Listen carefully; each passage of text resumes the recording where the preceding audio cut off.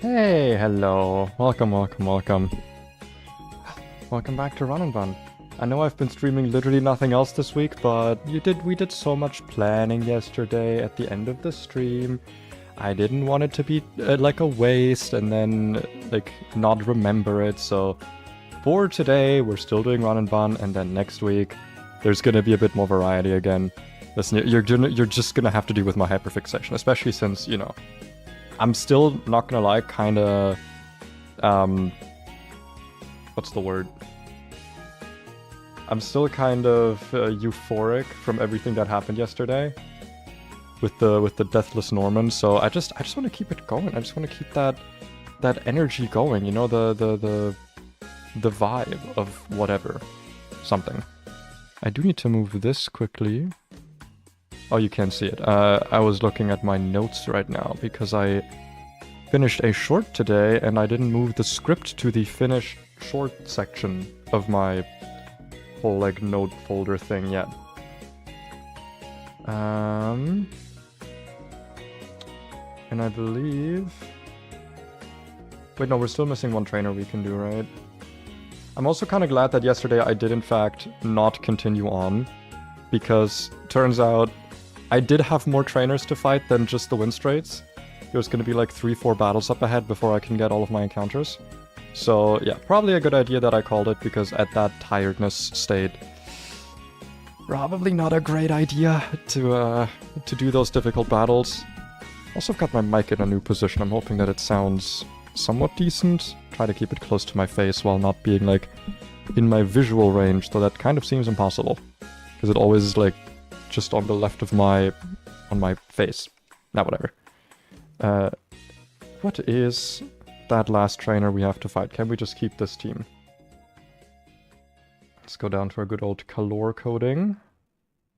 Also make this full screen. And let's go into planning mode here quickly so we can actually all see what's going on. Let's see, so if I have this, then you can see the full thing. Yeah, that looks fine, good. Hamilton outspeeds in one-shots. Oh, you don't? Do you always outspeed in one-shot? Oh, yes. Yes, you do. This is Dancer Citrus Berry. We don't care. This thing is outsped one-shot. It has White Smoke Lumberry. This thing is not one-shot, and it's always going to press EQ. It is Solid Rock Lumberry. Do we have something that can switch in on the EQ and kill it? Something like, say, Gliscor?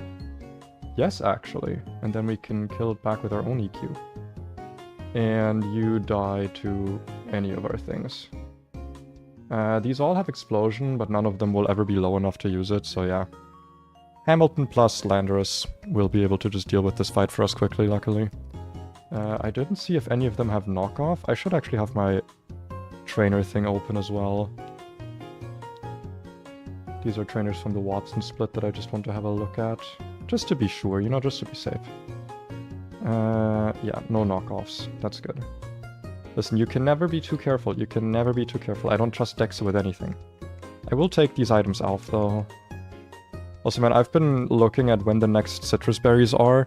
We do not get them for a decent while, so we might have to slow down on the citrus berry usage a bit, because we didn't harvest a lot of them. So yeah, we have to be kind of careful. Now, this is the last train before the win straits. He's not important. This is just like a guy. He just kind of does things. There comes the Rooped, who is earthquaking always. I guess he could... Oh, whoops. I guess he could technically explode, but like... Fiction. Could have these moves in this order, maybe. Yeah, that makes more sense to me. Because we're probably going to be pressing EQ more than we are going to be pressing... Fly. And Gliscor is so fucking good, dude. This is such a good Pokemon. Even though ours has a plus special attack nature, like, it's still just so good. Such a good Pokemon. I'm really glad I got this. Because I've been wanting to try this for a while now. It's just so good. This thing just handles so much. And it's so surprisingly... I mean, it's not really surprisingly bulky. It has fucking 125 defense. It's not surprisingly bulky. It just is bulky. Anyway. With that out of the way, that is truly the last trainer of the Watson split finished. And everything north of us is... yeah. Is part of the... Dude, Flannery split is so long. Look at all of these trainers. We have to do like a Team Magma section. In between here and Flannery, we actually get like a 10 level jump as well in terms of level cap. Kind of wild. And then after this, we finally get access to Surf, which I really... This is not like a goal I'm like setting, like hard setting. But so is there not a way I can do this dark mode? Hold on. Google Sheets, dark mode, because I hate getting flashbanged by this every time. There are add-ons, okay, but they're like a Chrome thing. Damn. Don't I have like a dark mode add-on? No, I don't. Ah, well. We do have to go into planning mode again. Actually, I am going to quickly check if I can just find like a dark mode add-on for this, because I'm sick of this. I'm sick of getting flashbanged all the time by Google Sheets. Google Sheet dark mode. Better dark docs, sure. Add. Yes. Are you enabled? Okay, so if I now go over here... Wow, it is just nothing.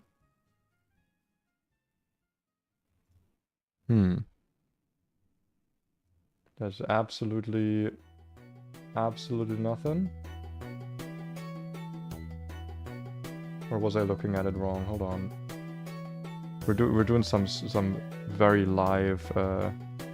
Okay, that's not. You know, maybe it's better not to have that. Yeah, you know what? Let's not. That doesn't look like a solution. If everything is just gonna turn into like inverted colors. All right. Anyway, we were planning the win straight battles. And I took off the items for some reason because I'm an idiot. Why did I take off the items? Okay, let me put those on again. Because, yeah. Me saying I need to slow down on usage of citrus berries. Also me using 2 citrus berries in this fight. Because I'm just him. I'm just that guy. Then it was Oranberry for you and Masquerain. And Serena gets a white lens. And Gliscor gets a Rost berry. There we go. I don't think these are in the order that we want them in though, correct? Because I believe the order was different. No, this is actually correct. Never mind, this is correct. Okay. So let's look at the plan that we had to deal with all of this stuff, right? So we are gonna... For those who don't know, Win Straights is a gauntlet, meaning we have to fight... Well, it's not a gauntlet. In gauntlets you can heal. This is back-to-back. So we're fighting 4 trainers back-to-back. And the thing that is here to... The reason this sucks is because it's all leading up to this Mega Medicham, which starts out with Inner Focus, so you can't intimidate it or use like Fake Out, you can't flinch it. So you're gonna take a hit on the first turn and it's not gonna be intimidated. And that then, once you kill this somehow, then you have to deal with a Crocodile. Which has Pursuit, so if you're too low HP when you kill the Medicham, it can just like Pursuit kill you. Which is something we are actually gonna have to like double check to make sure we are not in range of. But it should be fine. Oh god, am I gonna have to cycle through all of this? No, I won't. I'm just gonna go 2 cannon. Is there any other trainer in the game that has a 2 cannon? Oh wow, 4 of them. Okay, but this is the first one. Let's see, our team was Masquerain, Magneton, Muncharni, Mashnurna, and the one and only Sarina, who is amazing, and I love it. And these are now in the correct order. I will also quickly, just for my own sanity, re-export this team with all the correct items, because I'm not sure if the correct items are currently on everyone, and I just want to, you know, be certain. So that should now be a perfect import of everything. There we go. Over to my notes again. And let's see what the plan was. Let's just walk through this step by step and see if there's any mistakes, any glaringly obvious things that can go wrong. And if there are, then we're going to fix it. That is how we're going to do this. Oh, also for those who are interested, this is what my notes look like. Not the most complicated today, but, you know, good enough for me. And I will be reading these out, essentially, as I go over the calculator. So, Toucanon, believe it or not, we outspeed one-shot this thing. There's absolutely nothing this can do to us. It is Lumberry's skill link, but it does not matter because we outspeed kill with Rock Slide. We are in single battle damage, good. That always sends an Emolga. Now, the problem is that Emolga outspeeds us, and we don't have a way to increase our speed. I could, if I was crazy here, just stay in on Arcanine and, like, kill it, but then I'd need a Cherry Berry to not get paralyzed. So instead we're going to go over to Gliscor, who is going to take the, I believe, guaranteed Thunderbolt. It's never going to press anything else for free. It's going to take a dual Wing Beat. We are going to knock off. Not for any particular reason, it's just the highest damaging move we have. Because it's like, yeah, 50% damage. And then on the next dual Wing Beat, which is again guaranteed because it's highest damage, well, I guess it could actually also be Roost. Would that be okay if it were Roost? Yeah, because we still do 50%. Not really. If that happens, we would have to pivot back again. Hold on. How does Roost AI work? See, it's good that we're doing this together, because that means we will look this up together. Let's see. If AI decides it should recover +5, else, or +7, else +5. If at full or at 85%. I have taken the liberty of hiding the AI deciding if it should recover logic in this section, since it's a little bit long and is often irrelevant. For example, if you are baiting a kill, it doesn't matter what this logic returns. For those who are curious or it's actually relevant, see the extra details section at the bottom of this document for full logic.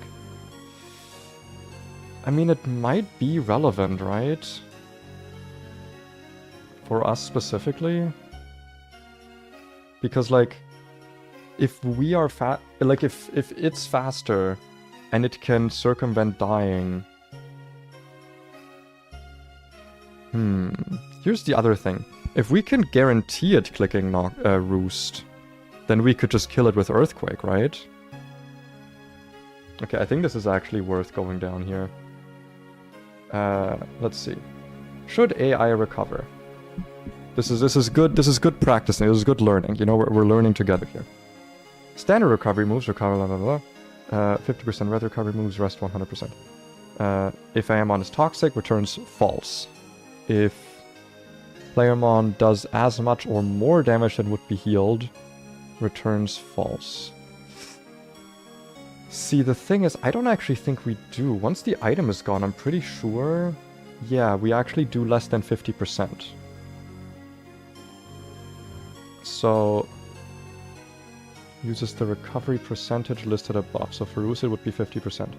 If AI is faster, if Playermon can kill AI, but cannot after I use recovery, returns true. If Playermon cannot kill AI, if Amon is below 66 and above 40, returns true or false 50% of the time. If it's below 40, then it returns true. Ooh, okay. If AI is slower, if it's above 70, okay. So, we don't actually have something guaranteed here, is basically what I'm hearing. This is in fact a 50-50, which is not great for us.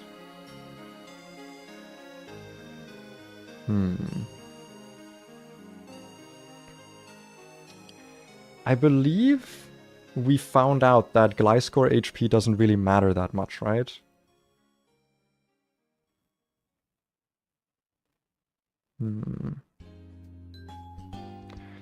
So let's see, it removes its flying typing, then we can kill with Earthquake.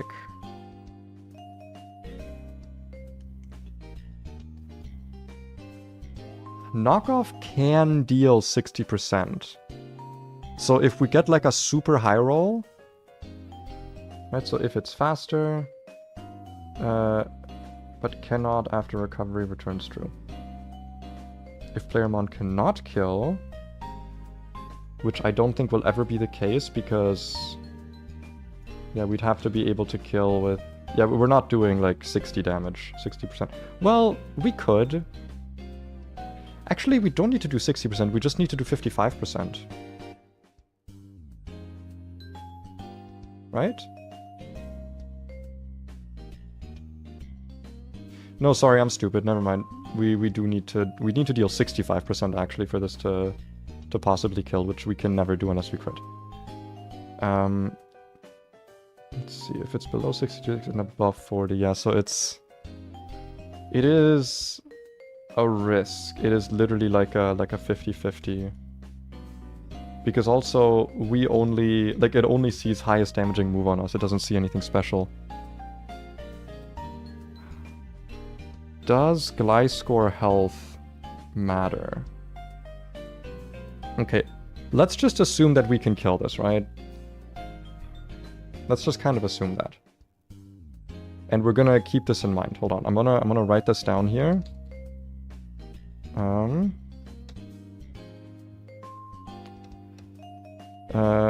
Important.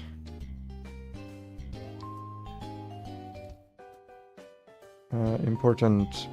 Emolga, unless below 40%, has a 50 chance to roost. Not 100%. So that is something we will have to be wary of. Wait, so not 100%. So Gliscor HP may vary slightly, as might Arcanine.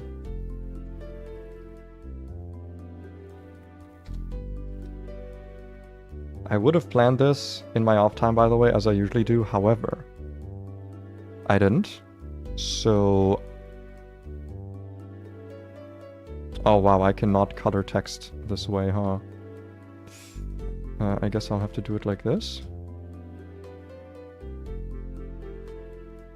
And now I can color it. You can't see what I'm struggling with right now, but it's sucky.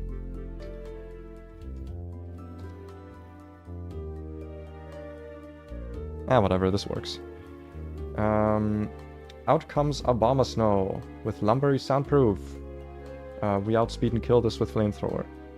Out comes Seismitoad, which is 50-50 to Earth Power or Muddy Water. We go into Serena, who takes the same damage from both of those moves. Ideally, we see Muddy Water and not Earth Power. Though I guess Earth Power also wouldn't be great. Yeah, we actually don't outspeed this, is the problem. So we're actually also taking a Venom Shock. Does that ever matter? Are we using Serena later?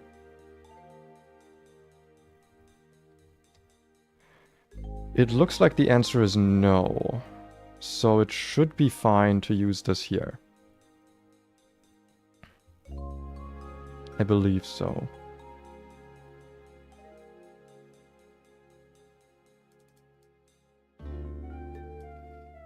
Yeah, no, I think this is fine. I think Serena HP doesn't matter. Pray for no accuracy drop. HP doesn't matter. We can kill with Dropkick, so maybe the Wide Lens helps. Who knows? Sandy Scorch comes in. I guess there is a chance we get Skitter Smacked here. Most likely it's Fire Lash. Yeah, there's actually a kind of decent chance we get... But by kind of decent, I mean like it's almost guaranteed, actually. Oh. Is there any way we can bait specifically Fire Lash? I don't think so. Do we have a better way to kill the Seismitoad? I think that's worth looking at, right? Do we have something that can outspeed and one-shot this? It's not looking great. Yeah, no, we don't. Do we have something that only ever baits Fire Lash? And not Skitter Smack. No, we do not. Okay. So this is our best option here. Also, yeah, I don't think there's a way we can specifically bait. If we could bait Earth Power, we could go Gliscor first, but that's not really an option. And I do not think... Well, I mean, this thing might also coil on the switch in, which is like so fine. Because even at +1 defense, like we don't care. Okay, so there is actually a chance we take a Skitter Smack. Skitter Smack is minus special attack. So we don't really care. Where is this? Let's see. Fire Lash or Skitter Smack? Or 17 on Skitter.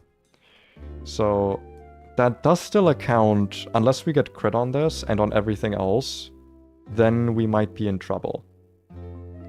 But that's a lot of crits that have to go on exactly Hamilton. I think that's okay to risk. I think we can do a little bit of risking when it's something like that. Anyway. Vivi comes in with the Rabombi. Hamilton can break the Rock Slide, or can break the Sash with Rock Slide, Energy Ball. Probably gonna do the most damage to us out of all the moves here, but yeah, should be fine. In comes Flygon for the outspeed kill. It should never be Dragon Claw, it should always be Scorching Sand. Meaning we can go Gliscor on the Scorching Sand, knock off the Lumberry, go Musharna, and then we can sort of Moonlight Stall this.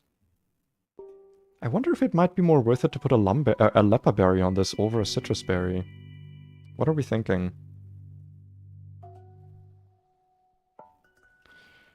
Leppa lets me stall more, Citrus lets me actually kill. Or the Citrus is like safety from crit, so I think Citrus is still the way. If we get burned, it's not great, but it's also not like the worst thing in existence. Though we don't have aromatherapy anymore, so yeah. And pre-statusing is not like an option. Yeah, like it's just about the chip damage, right? We don't care about the like physical attack defect. Sudowoodo comes in, probably using Head Smash. Doesn't really matter what it uses, so we can switch in Magneton and just kill it.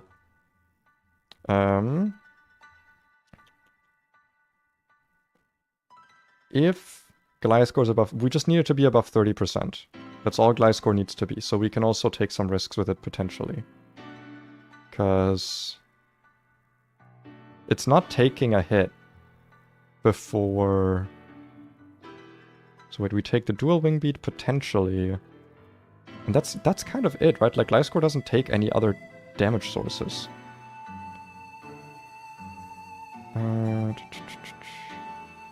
33% damage taken. Maximum 52%. Where did I get that number from? Oh, it's from 2 dual wing beat crits. Okay. Wait, no. It's dual wing beat crit and flamethrower, right? We're also taking a flamethrower, right? That's true. So yeah, there is a... We might have to be wary on the Emolga a little bit, but we can...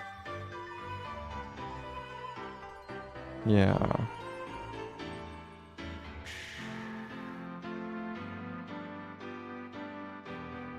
The other thing is that it's not the worst thing if we are...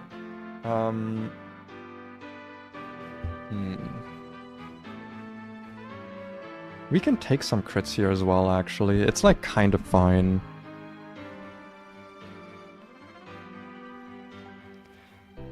Yeah. Anyway, then we go on the Medicham. Arcanine leads. It's gonna see kill with exactly high jump kick and not send headbutt when it's pre-mega. Meaning we can go into... Was it a Musharna angle here? I think we... Do we go hard Musharna? Or was it hard Gliscor? I forget which one we did here. Let's see, Hamilton lead, switch to Musharna with Citrus. This confirms high jump kick, then we can get Intimidate. On the Thunder Punch we go Gliscor, and then we go back to Musharna.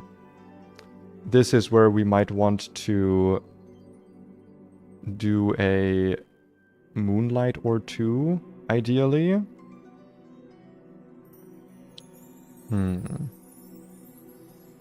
Yeah, the thing is... well, I guess if we put the Flygon to sleep... We might not want to kill the Flygon at, like, full HP, because otherwise we don't trigger our Citrus Berry if we get crit. And that means we're no longer safe from the second crit. But that's something we can deal with when it comes to it. Again, this isn't 100% safe, but it's as safe as we're gonna get it.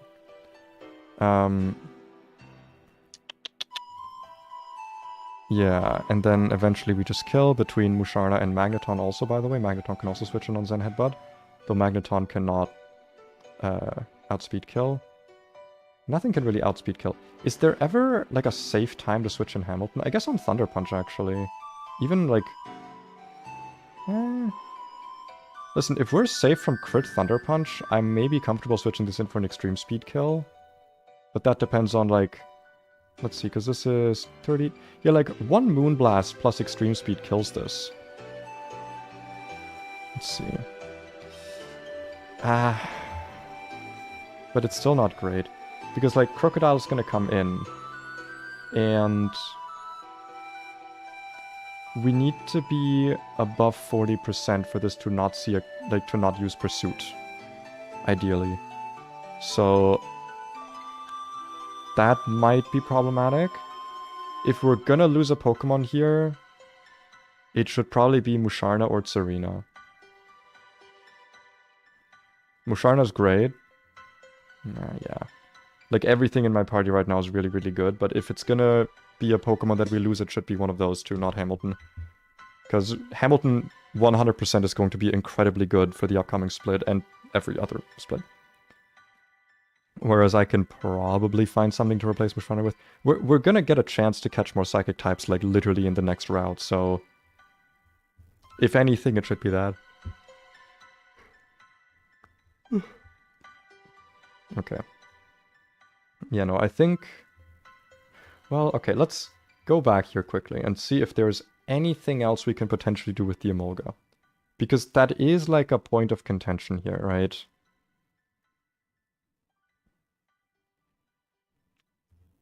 But is there anything we can do is the question. Because I kind of don't think there is.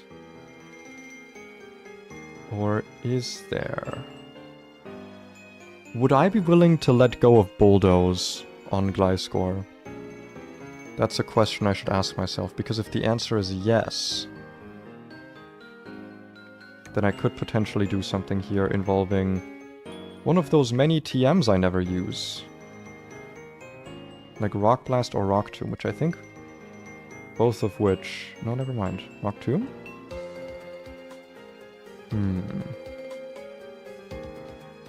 How much does Rock Tomb do? Because Rock Tomb also lowers speed, so it wouldn't be like... oh, okay. I think that's actually like 100% safer, isn't it? We outspeed at -1. No, that's like way better. That would make this fight a really good amount safer. We could do the same thing on Flygon as well. Rock Tomb to get it to -1 speed. For free, because we just run Scorching Sand. Then we take a Flamethrower. But we have nothing else that can one-shot this. So it wouldn't really help us much. Yeah, no, that wouldn't be like a great help. But it might actually help on Medicham? Because we're baiting in on 3 Thunder Punches, right? Or we're switching in on 3 Thunder Punches.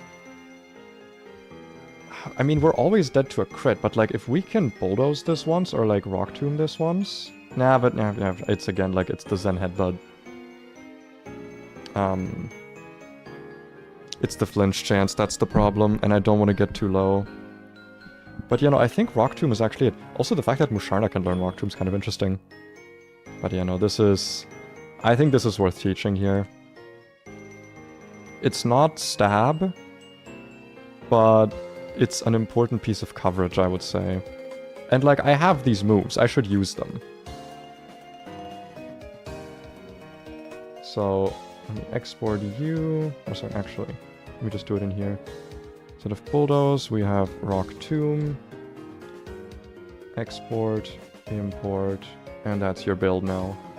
Awesome. This fight still isn't safe. There's a lot of crits we're risking on Metachamp specifically. But this is as safe as we're gonna get it. I believe. Maybe. Maybe there's a line I missed, but like, who knows. Citrus. You have your Rostberry. You have your Hornberry. Do you ever want a different berry? I don't really think so. I mean, like, don't get me wrong. Technically speaking, yes, Citrus would be better on that, but like, it's basically never gonna matter. And like, I'd rather not waste the Citrus Berry, you know? We're already potentially... We might not be using either Citrus Berry here, but like, most likely we are using both of them. So... yeah. Anyway. It's time to do this. It's time to do this properly. Good and properly.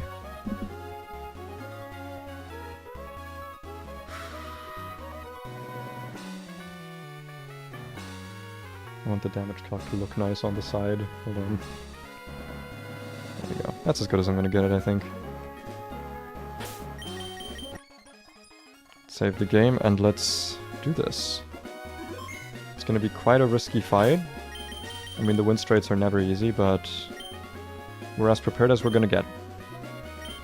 Hello, I take it you're a traveler and you've got 4 Pokemon badges. How's this? What do you say to taking our family on a series of 4 Pokemon battles? Sure.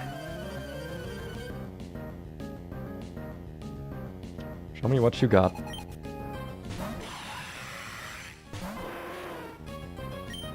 This is an outspeed kill with Rock Slide. Nothing super special that can happen here. Awesome. First frag of this gauntlet goes to Hamilton.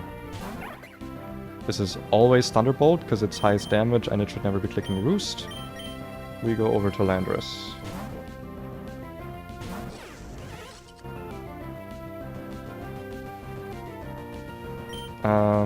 We Rock Tomb.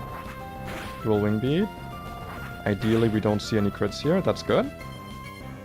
The more health we have on Gliscor and Hamilton, the better. Awesome, this is now at -1 speed.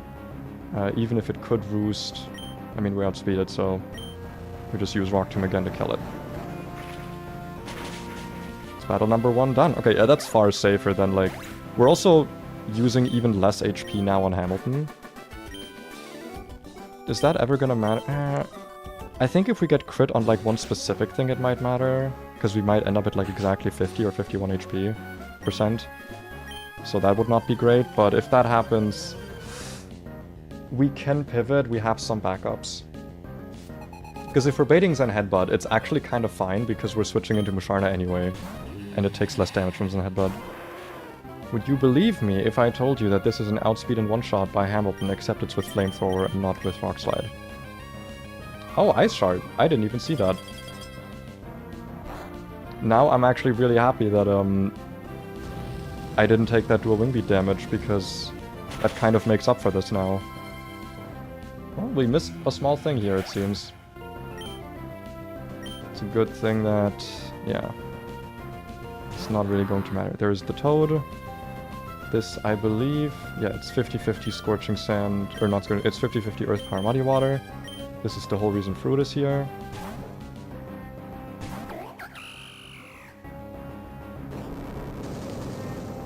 Earth Power is not... Earth Power, wait, no, Earth Power is the good one. That's actually perfect. Spit Death Drop would not have been great, but now we can just kill with Drop Kick. This might Toxic? I don't think so. I don't see why it would. Oh wow, it does. Okay. I mean, that means we don't take the Venoshock damage. I don't know if that means we can use Serena more or less later on, but... Wait, doesn't this mean that we're actually, like, we don't have to do anything with the Fire Lash Skitter Smack baiting, because we're just guaranteed baiting Fire Lash now? Wait, that actually helps us so much. Yeah, because Skitter Smack highest roll is 98, whereas this is 114. Oh, I guess Fire Lash also doesn't see a kill. I mean, if this coils, that's so fine with me. I'm, like, super okay with that. I don't have any special moves on Serena, so it should never be Skitter Smack for the special attack drop. Yeah, this is Coil or Fire Lash, and I'm okay with both. That's fine. That is totally fine. Defense drop does not matter because... Would you believe me if I said we outspeed in one shot with Rock Slide? I'm kind of surprised it didn't use Protect. I guess it doesn't gain anything from that because it doesn't have any, like, recovery. Outside of, like, PP stalling or whatever. Alright, that's the second battle done. And straight Victoria. Next up is, I think, Vivi, and then... I forget what the last one's name is. Stronger than Mommy? Yeah. You're strong? I doubt it. Not as strong as me. Because I'm quite powerful. There's Vivi. This Rabombi sucks because we couldn't find a good way around it, but yeah, I believe this was like... I don't think Flamethrower Burn ever... Like, it has Shield Us, so yeah, it doesn't matter. Doesn't matter what we do here, I'm gonna use Flamethrower just because it has more PP. I don't think it can lower my special attack ever. Yeah, it's only special defense. Shit.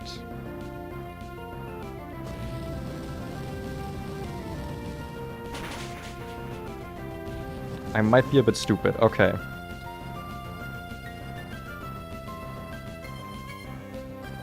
This might still be fine. So, here's the issue now. Because I always forget that, like, if the AI has a Focus Sash, it knows that it's not dead to anything in one shot. It knows that you don't have any kills on it. So, yeah, it could definitely click Stun Spore. I should have seen that, honestly. If I had a Cherry Berry, that would have saved me.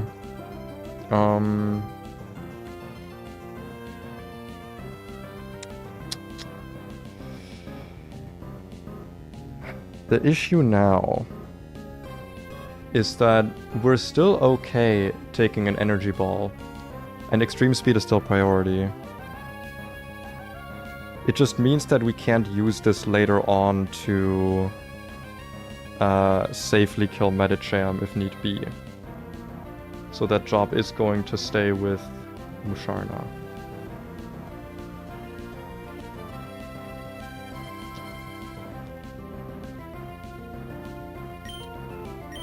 Is there anything else we can go for here? I mean, we have nothing that outspeeds this, and I don't think any other of our Pokemon have priority moves.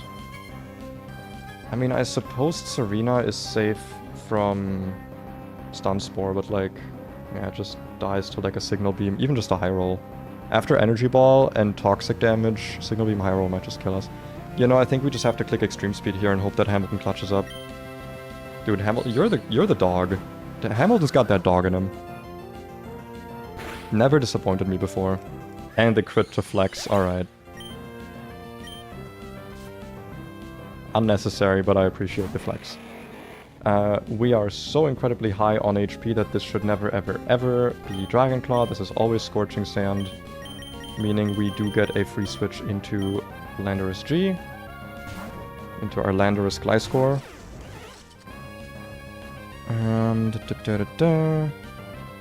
Now it's going to be using Flamethrower. Burn here is fine because we have a Rostberry. And then we can just click Knock Off to knock off this thing's item. We could two-shot with Fly, but considering Roost, or considering this thing has Roost, it's not the greatest chance. So yeah, we just stick with the plan here.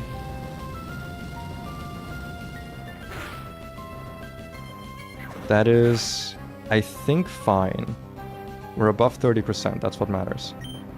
I think this is almost never going to be Roost from him. But yeah, now we go into Musharna. Burn would also be kind of cringe here. Dragon Claw's actually great. Wait, I didn't realize there was overlapping rolls. That's actually a lot better for us. Because Dragon Claw is the... Well, no. It does more damage. Flamethrower would have been way less damage. We might be forced to Moonlight right away.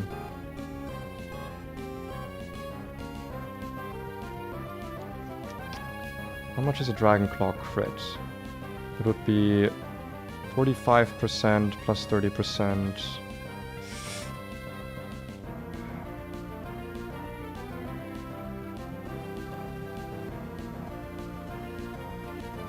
You know, I think we Moonlight first, and then we Yawn. So this leaves us with less Moonlight. Wait, I have a Citrus Berry, I forgot. God damn it. Ah, okay, that was not good. Or maybe it was, I don't know. No, it was not good. I should have Yawned. Okay, this makes it now less safe against Medicham. But we were risking crit on Medicham anyway. It's not like we were really saving us anything there. Go Yawn. Then we Moonlight, and we need this thing to sleep for 2 turns, ideally. If it only sleeps for... that's not a great crit.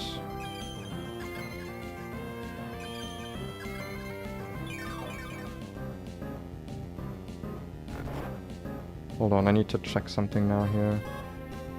So non-intimidate high jump crit is 132, which then can bait Thunder Punch. But I suppose that's always the case, isn't it? Yeah, it's always the case.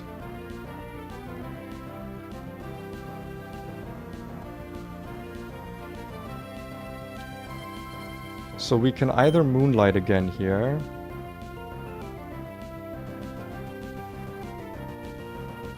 Or we can just kill with Moonblast because of the knockoff damage.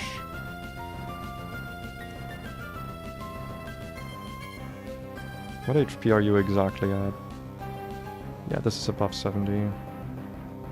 In that case, considering we do have 2 sleep turns potentially, I will Moonlight here.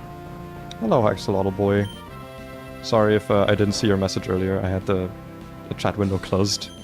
I am doing just fine. Busy day. All of my days recently have been busy and they will keep being busy, but I don't mind that. That's great. Okay, double sleep. Moon's at full HP. Mwah, wonderful. The plan still stands. Great. Awesome. Now we are always baiting Head Smash as well, which is the least damage we could be taking here. So that's great. That is awesome. Things are not perfectly up to plan right now, but they are close enough. Yeah, this is always Head Smash because it's just C's highest damaging move. We go into Magneton, I believe. Yes. Oh, actually, Head Smash is actually highest damaging move here. Well, I guess Submission would be more, but yeah. There's no way we can ever bait Wood Hammer from this. Unless we're bringing like a Water Rock type specifically for it. That's fine. This thing does not have Sturdy. We outspeed one shot with Flash Cannon. And good thing we didn't get crit, because that means we still have enough HP to potentially switch this in on some like Thunder Punches or then Headbutts to bait some high jump kicks. We can confirm some more high jump kicks is what I'm saying. You did just lose. You did just lose because I'm that much better than you.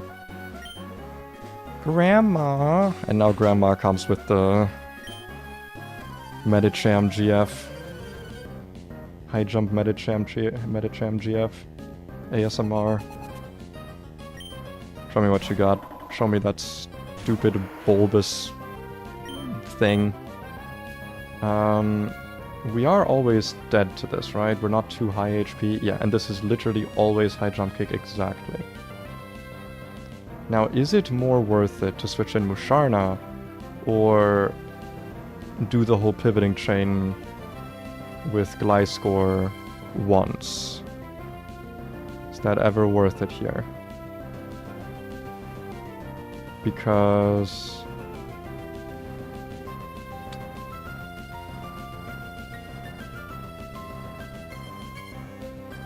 No, because the whole reason we're doing this is that we don't want to be baiting Zen Headbutt on the Gliscor switch.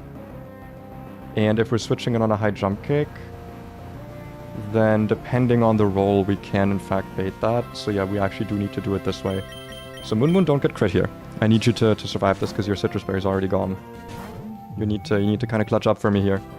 You've clutched up every single time before, you can clutch up here. You can do that for me. Come on, my little Musharni boy.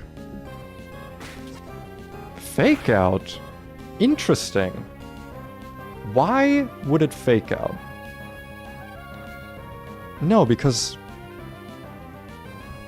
I was paralyzed, so I was slower than base Medicham.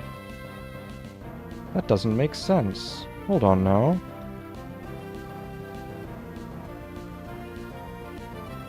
It's not targeting Shield Dust Inner Focus. But it had a...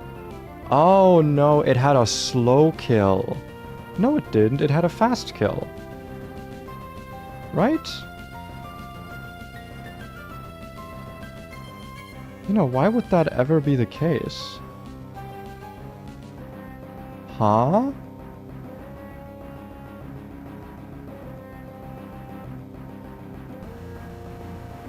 That is really weird. I don't know why that would happen. I don't super mind it because that's kind of good for me, but like still. Okay, so now Mega Medicham is out. High Jump Kick is the highest damage. There's no overlapping rolls. So we can always switch in Masquerain here, which gives us the Intimidate. The reason we didn't do this before is because switching is actually faster than Mega Evolving, so it would still have had Inner Focus by the time we switch in Masquerain for the Intimidate, meaning it would not have triggered. Now this thing is at -1. And now we need to start counting. Because of that -1... 84. We're never baiting Zen Headbutt, we're always baiting exactly Thunder Punch. Meaning we can go into Gliscor for free. Wonderful. And now we're always baiting exactly Zen Headbutt and never anything else. So we can go back into Musharna. This is, except for Fake Out, the lowest damage we can take on Musharna.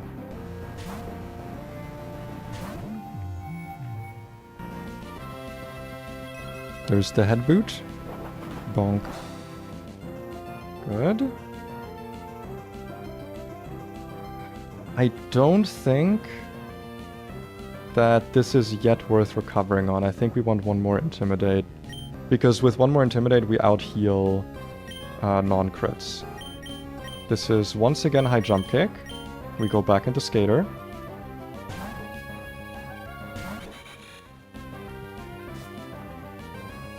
This is now at -2.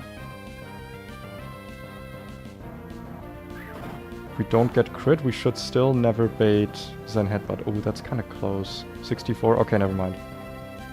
It's still seeing a kill with exactly Thunder Punch, so it's pressing exactly Thunder Punch. Any crits from this thing are dangerous, by the way. Any and all crits, but there isn't much we can do about them. Yeah, like Zen Headbutt, High Jump Kick, crit, these all kill me right now. There's still no overlapping rolls here, so it's still safe to go into... it's still safe to go into Musharna here. Yeah, I don't believe that... We would have to get double crit now for this to go sideways. So we'd have to crit on this switch and then... No, it would just have to crit once on the High Jump Kick, actually. Okay, yeah. Because now what I want to do is I want to heal off the damage. But High Jump Kick crit kills. So let's hope that it does not do that. Don't crit. Oh, that's even better. Oh my god, natural mischance? Dude, Musharna, you are just the most incredible fucking Pokemon I've ever met in my life. That is so incredibly good. That is immensely good. That's actually so wild. Did I make a plan for killing the crocodile? Oh, Serena was my plan, which is now toxic. So it did matter.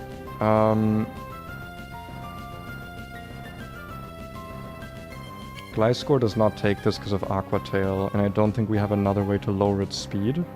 And this does have a Lumberry, so we don't want to stay in... Or we can't yawn it. There is no way for us to heal the... Yeah, okay. So it's seeing a kill with Crunch. Is there anything we can switch in on this where it then doesn't use Crunch?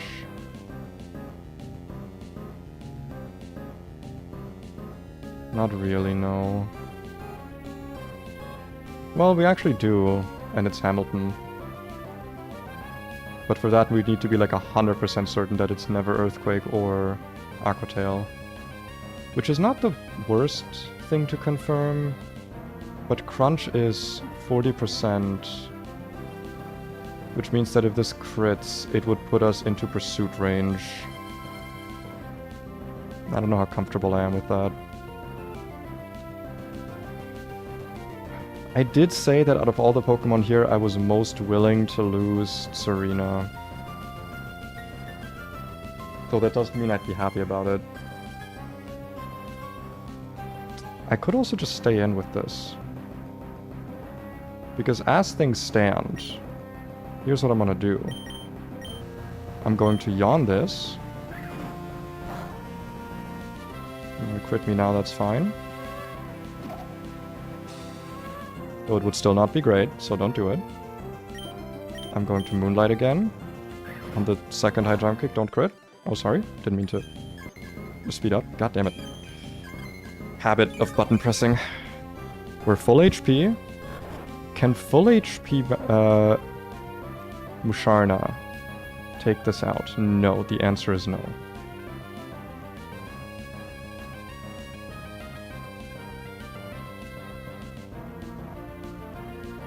If I go Serena now... there's a chance it wakes up early, right? Or not early, but just like turn 2. And there isn't really a way I would outspeed it? Well... I'd be taking so much damage from Toxic. But here's a crazy idea. Here's a crazy idea.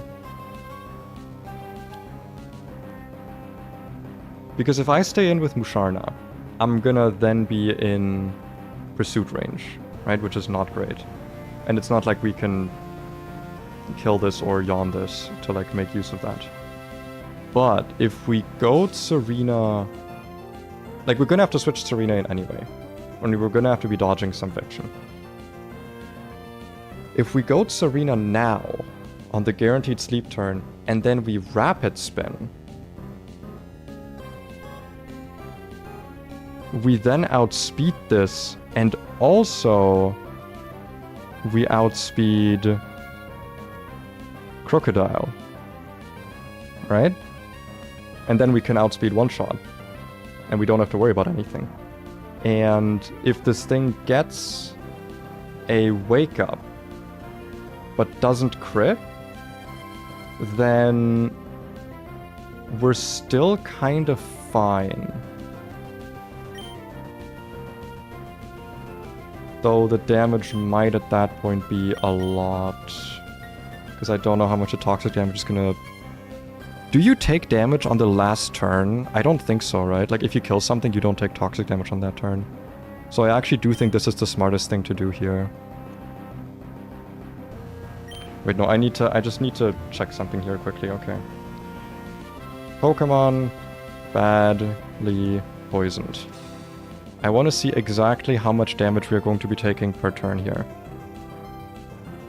Let's see.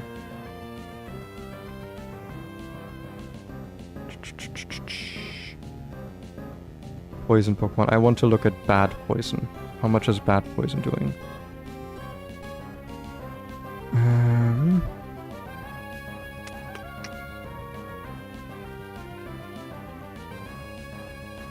Suppose, yeah, badly poisoned. Okay, so 1/16th, but set to 1. Nope, that's not what I want to see here. How much is... Why doesn't it tell me just the...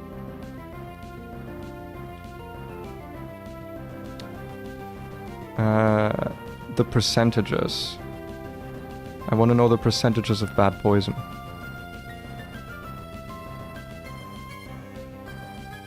There it is. A badly poisoned Pokemon takes 1/16 of maximum HP, rounded down. After which damage increases by 1/16 each time it takes poison damage. So it's 1/16, then 1/8, then 1/4. So I don't actually know. Okay, I'm pretty sure if this wakes up and doesn't crit, as long as it doesn't get like an Omega High Roll, we should be fine.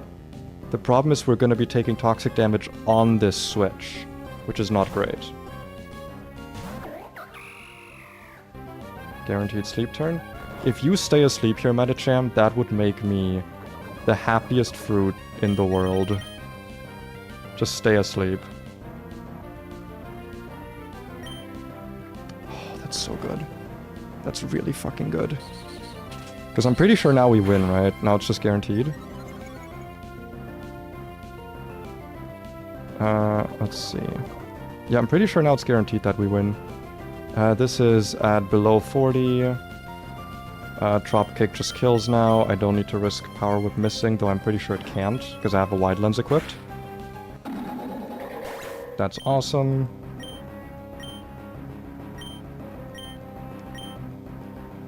I've been getting really lucky with these 2 turns of sleep. And this is Moxie, not Intimidate. We outspeed and one-shot with Power Whip. This thing does not have any priority moves. First Power Whip of the run. And it's a crit, of course. Of course it's a crit. Serena just absolutely flexing. Love that. Love that.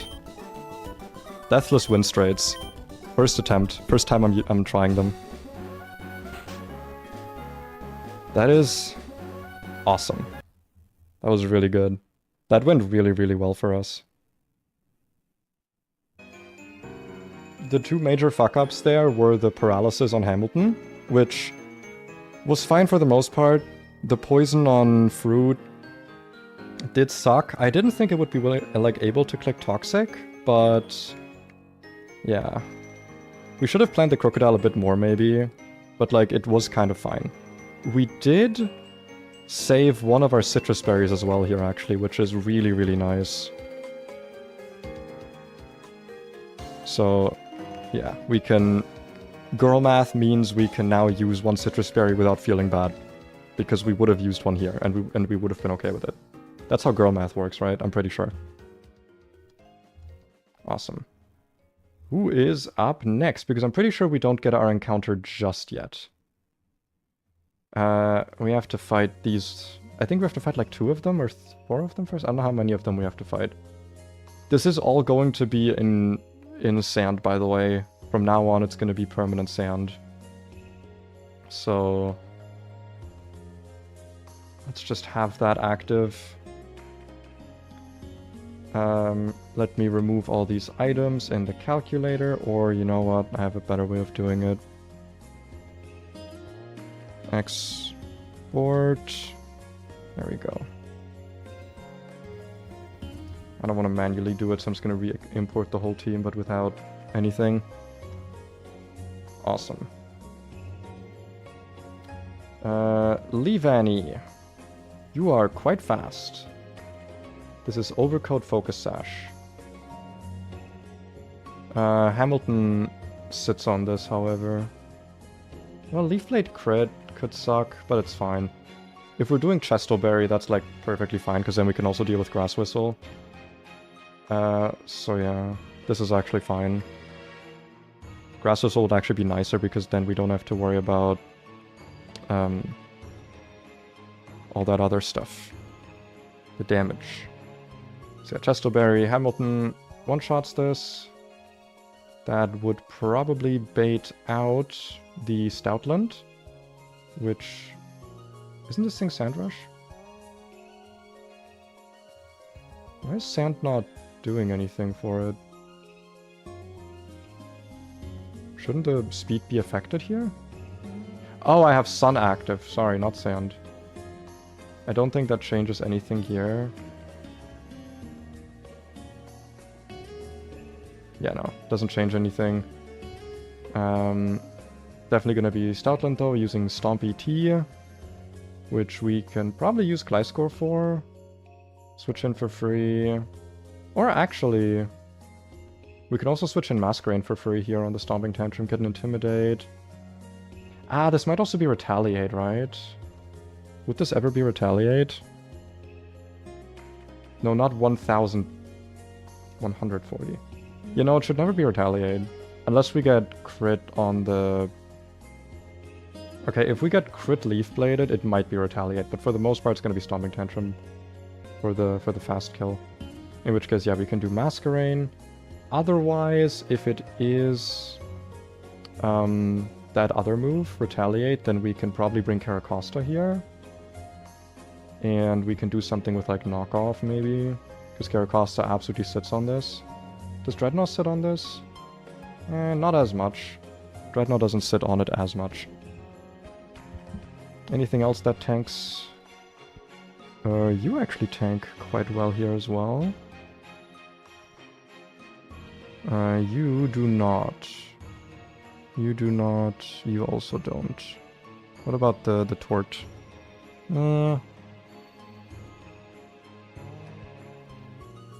What does our fighting type do here? Our lone fighting type. Not great, to be honest. Not great. It's almost never safe to switch this in. Because we do, like, need something to kill this with. That honor might fall on Serena with Power Whip. Though we will need Cherry Berry, ideally. I mean, Caracosta can also just do it, right? This thing can't heal. And we can kind of pivot around as well to like get as many Intimidates as we want. Well, depending on... Because it is using Body Slam here. Yeah, let's bring these 3 Pokemon to deal with that. Serena can also deal with this. And then for the Clefable, because of Focus Blast, we can't bring our funky little Steel type. Luckily, we also have a funky little Psychic type that kind of walls this. This is leftovers, however, so I kind of want to knock this off somehow. Soft-boiled and counter. Who are my knockoff Pokemon currently? It's you. You don't have knockoff yet. You have knockoff, but you can't switch on fucking anything because you're terrible.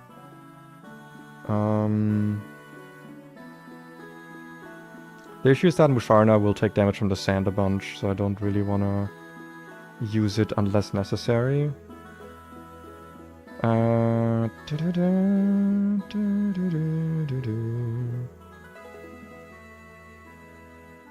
Hamilton actually does surprisingly good here. So we can also use Hamilton if it hasn't taken any damage yet, because, you know, the sand gives us more special defense. But I think it's just Gliscor and Musharna come in on, like... Do we ever bait Focus Blast? I guess we can, right? If we go into Hamilton on the Moonblast, then we bait Focus Blast or counter. We go into Gliscor, we can knock off, and then go on the Moonblast back into Musharna. Yeah, that actually works. That works really well. So from our win straight team, we actually only have to switch out 1 Pokemon, which is the Magneton. That's so funny. Let me do something quickly here. Just like for me. I want to order the Pokemon quickly. In a way, we're like, which ones do I use most commonly?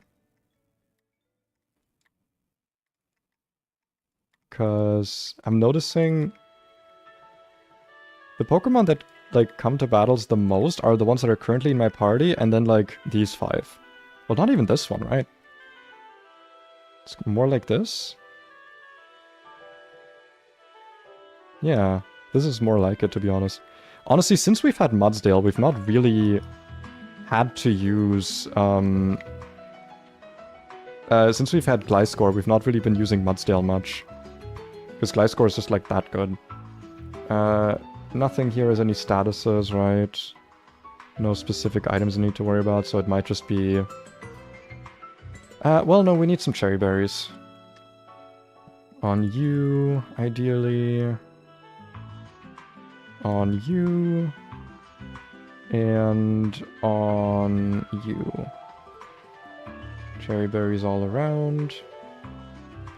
And then neither Moonblast nor that can do any damage, so we can just Oranberry for Landorus and Moon. I will put my team in a different order here, because I don't know why, but like the order of the team actually matters so much in my brain. Because it just helps me, like, remember the line. This is our first, well, not our first official fight in Flannery Split. This is just like... Okay. I don't know how this works.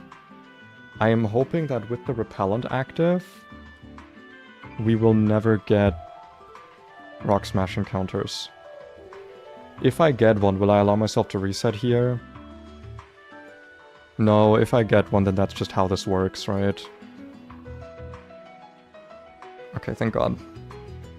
Sandstorm is vicious. Wait, fuck, I need to actually get the Go Goggles. I forgot about that. Hello. I am strong. Oh yeah, you're talking about your son, Vito. Don't you give me the goggles? Yeah, there's the Go Goggles, wonderful. There we go. And now we can officially go into the desert. No encounter, please. Thank you. And this is in, hopefully, Picnicker Irene. And it looks like we can get our encounter immediately. Which, you know, I'm excited. It's been a while since we've had an encounter, that's all I'm saying. It's been a decent while. I'm ready to get one. Hello. I would like to kill. I would like to do ein killing. Ideally we see Grass Whistle here, to be honest. That'd be like the best thing to see. That's fine. No crit? That should be okay. We can potentially bait some stuff with this. And we do not care about the Sash because we have X speed. Technically it might have been better... No, because we outspeed, so it doesn't matter. Is this ever... Retaliate? Nope, never Retaliate. 75 is highest roll on Retaliate. So we can safely go into a free Masquerain here. Because I'm pretty sure Retaliate doesn't get any special AI. If Retaliate does get special AI, then Skater might be in trouble here if it gets crit. But like, should be fine. Good. I was about to say, it would be really weird if that was not how it worked. We don't really care about the Sand Chip. Then we can go into Costa on the Body Slam. Do we even need to pivot more? This is once again Stomping Tantrum. I mean, I'm just gonna knock off the Sash now. Or the... yeah, because it's just gonna be less damage on switching in next time. The Scarf, I mean. Stomping Tantrum again. We can get another Intimidate for free. Awesome. We can go back to Caracosta. And now we got the paralysis, so now we need to stop doing that. Because now we need to just, like, hit it. How much is a crit? Okay, we're not in crit range, so we're actually fine to just, like, attack here. That's a lot of damage, more than I would be comfortable with here. Would I rather switch? Yeah, I want to switch Serena on Stomping Tantrum, ideally, so let's do that. And we should be safe from a Body Slam crit. Yes, at this HP we're safe. And we can kill with... Can we kill? We can kill with Low Sweep, I think. Yeah, this is at just below 40, so Low Sweep should always kill. Body Slam crit and Para are both fine. Wonderful. Wonderful. Out comes the Cleffable. This could be counter. I don't know what the counter AI is like, actually. Let me actually look that up quickly. Let's see. Counter and mirror code. If target can KO AI Mon, and AI Mon is sturdier focus sash, and is 100%. What?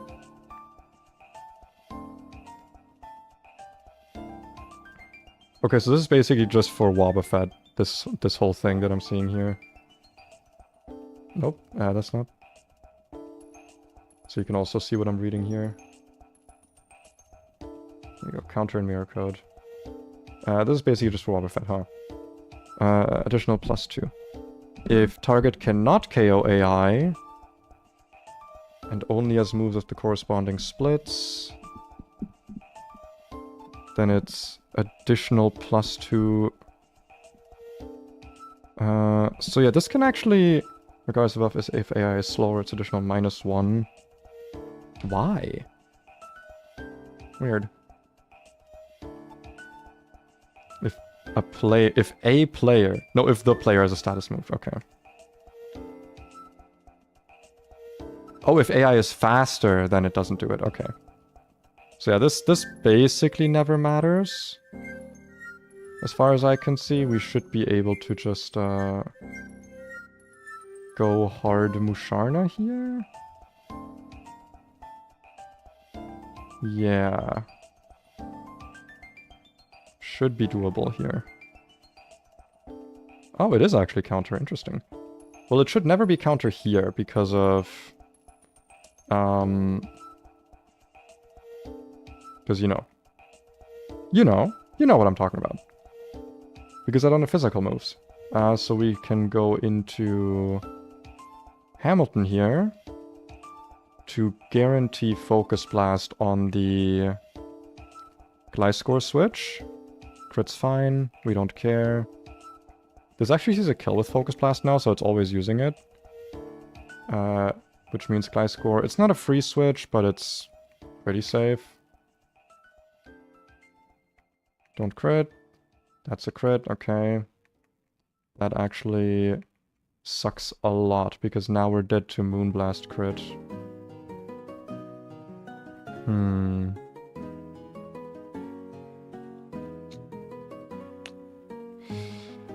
But isn't this now pretty likely to counter? I can't kill it. Sorry, let me just read this again. Ooh, good song in the background though. This sounds like a song for sad stuff though.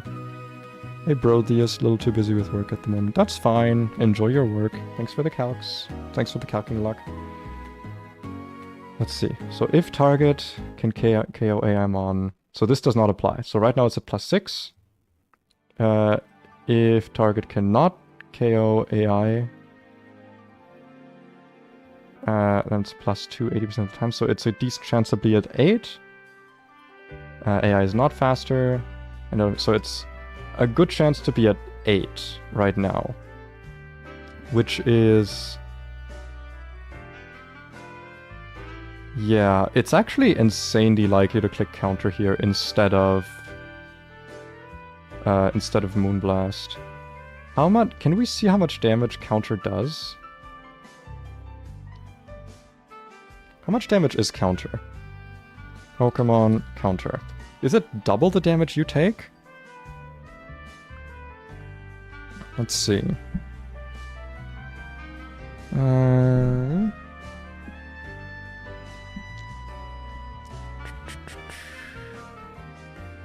For twice the damage. Is it always twice the damage? Counters a move that hits substitute. Can counter hidden power, blah blah blah blah. For twice the damage done to the user. I'm assuming that's like actual number of damage, not percentage. So, with that in mind, if we are doing 24 damage, then the most we're taking is 50. If we crit with knockoff, then the most damage we're taking is like 72. No, it's like 82. Which is also fine. Okay, so this should be... The only thing that sucks here would be Moonblast crit. That's the only thing that fucks us over here. Are we ever dead to regular Moonblast? No, we are not. And we don't care about sand, because we're a ground type. Okay, it is using counter. Don't crit. Wonderful. This should be like almost no damage now. I hope. That's still a decent amount of damage, actually. Okay. Now it sees slow kill, which I believe is a +9. Yeah, slow kill is a +9, so this should always be clicking Moonblast. Meaning it might be worth it to once again switch through Hamilton so that we can confirm... What is it? So we can confirm Focus Blast. Moonblast crit I don't even think does anything here. Yep, that's fine. Yeah. This is never Moonblast. This is actually once again a pretty high chance... Oh, no, never mind, it's slow kill. So yeah, it's always Focus Blast. Always, always, always. I wouldn't mind counter, I guess, but... Not much reason for it to click that. Is Masquerade ever dead to a Moonblast crit? Can be after the sand damage especially. Because I'm thinking if it would be worth it to switch it in for some damage, but unlikely. It's just a Musharna angle now. I also don't think that sleeping this is worth it, correct? How does Magic Guard work again? Magic Guard just prevents damage, actually. So yeah, we can actually still eep this. Also, I'm sorry, I wasn't full screen. Might be worth it to yawn in that case. Let me look something else up quickly. I believe Moonlight in the Sand doesn't heal as much, right? When used during strong winds, it restores half total HP. Moonlight's a fairy move? Oh, it is.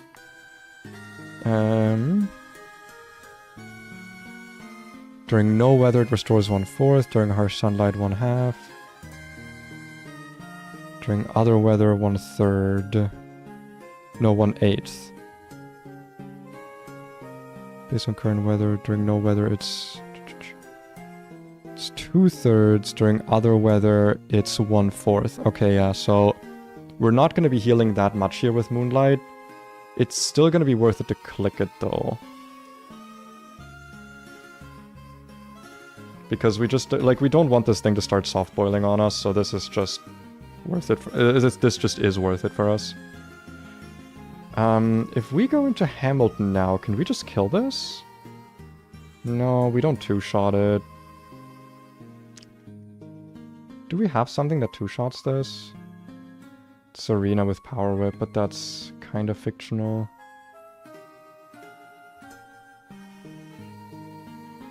Yeah, it's... Well, actually, wait. How much HP are you at? At almost exactly 90. Yeah, no, there's a decent chance that we don't kill this unless we do one more damage to it. Which we can... Not guarantee, but we can make it pretty likely here. Crit here would kind of suck. Okay.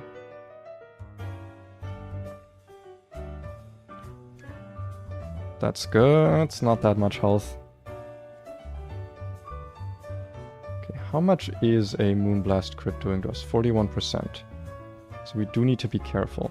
But if I use Psychic here...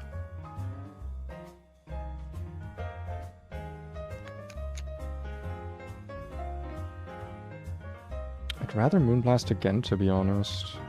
Or not Moonlight. Man, this thing sucks. I also don't have anything else that confirms Focus Blast, or that confirms Moonblast over Focus Blast. that I can like switch those two around with.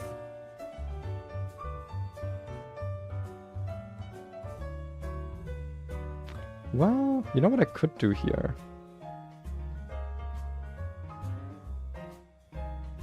How is Hamilton currently doing against Moonblast crit? Because then I do think I have a way to kill this guaranteed. 30 damage at most. So we'd be at 22. Moonblast can never see a kill after Moonblast crit. So that's fine. We're still baiting Focus Blast every time.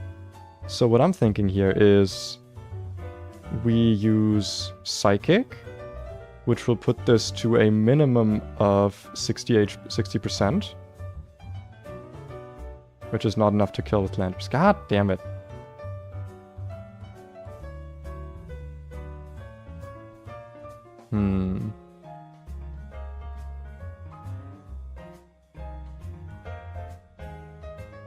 Yeah, the only thing I have that does more than 60% is... Well... If Masquerain switches in on an Focus Blast, and no, because I also don't want it to start soft boiling, right? Like that's another issue here. And I don't want to stun spore it because then I lose the opportunity to sleep it.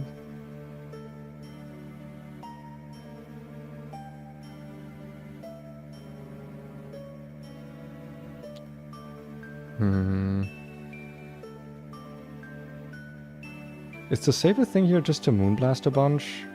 Or to Moonlight a bunch? I don't really think so.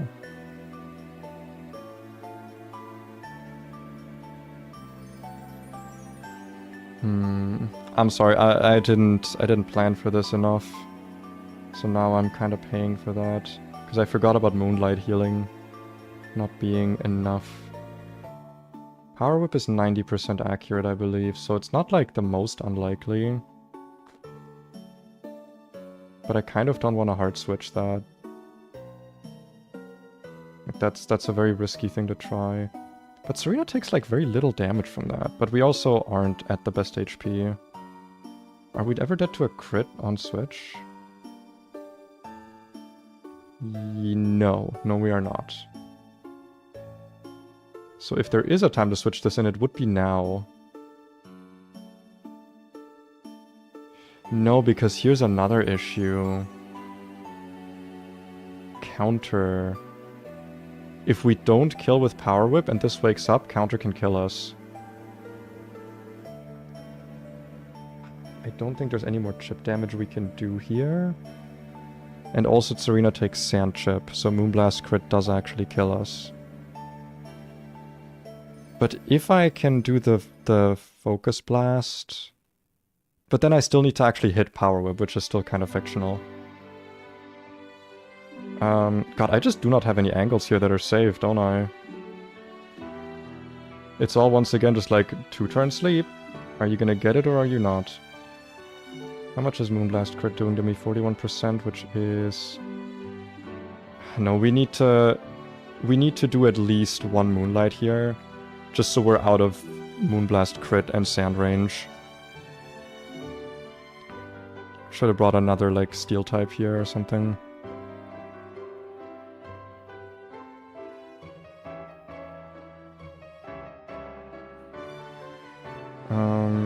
This might wake up now. It didn't. That's great. And I think now we can just spam Psychic, because now it's very likely to just, like, click Soft Boiled. And... Oh, wow, we get the 3-turn sleep. That is... If we might still not kill here, though. Yeah... Okay, yeah, now it's gonna wake up. Do I have anything that does 50% to this? No. I mean, again, I do, but also I don't. Is... Pokemon asleep status. If I type in Pokemon sleep, it's gonna come with something different. What's the maximum number of sleep turns? Is it 3 or 4? Sleep lasts 1 to 3 turns. So it's guaranteed to wake up here and most likely is going to use soft-boiled. So if we just yawn again...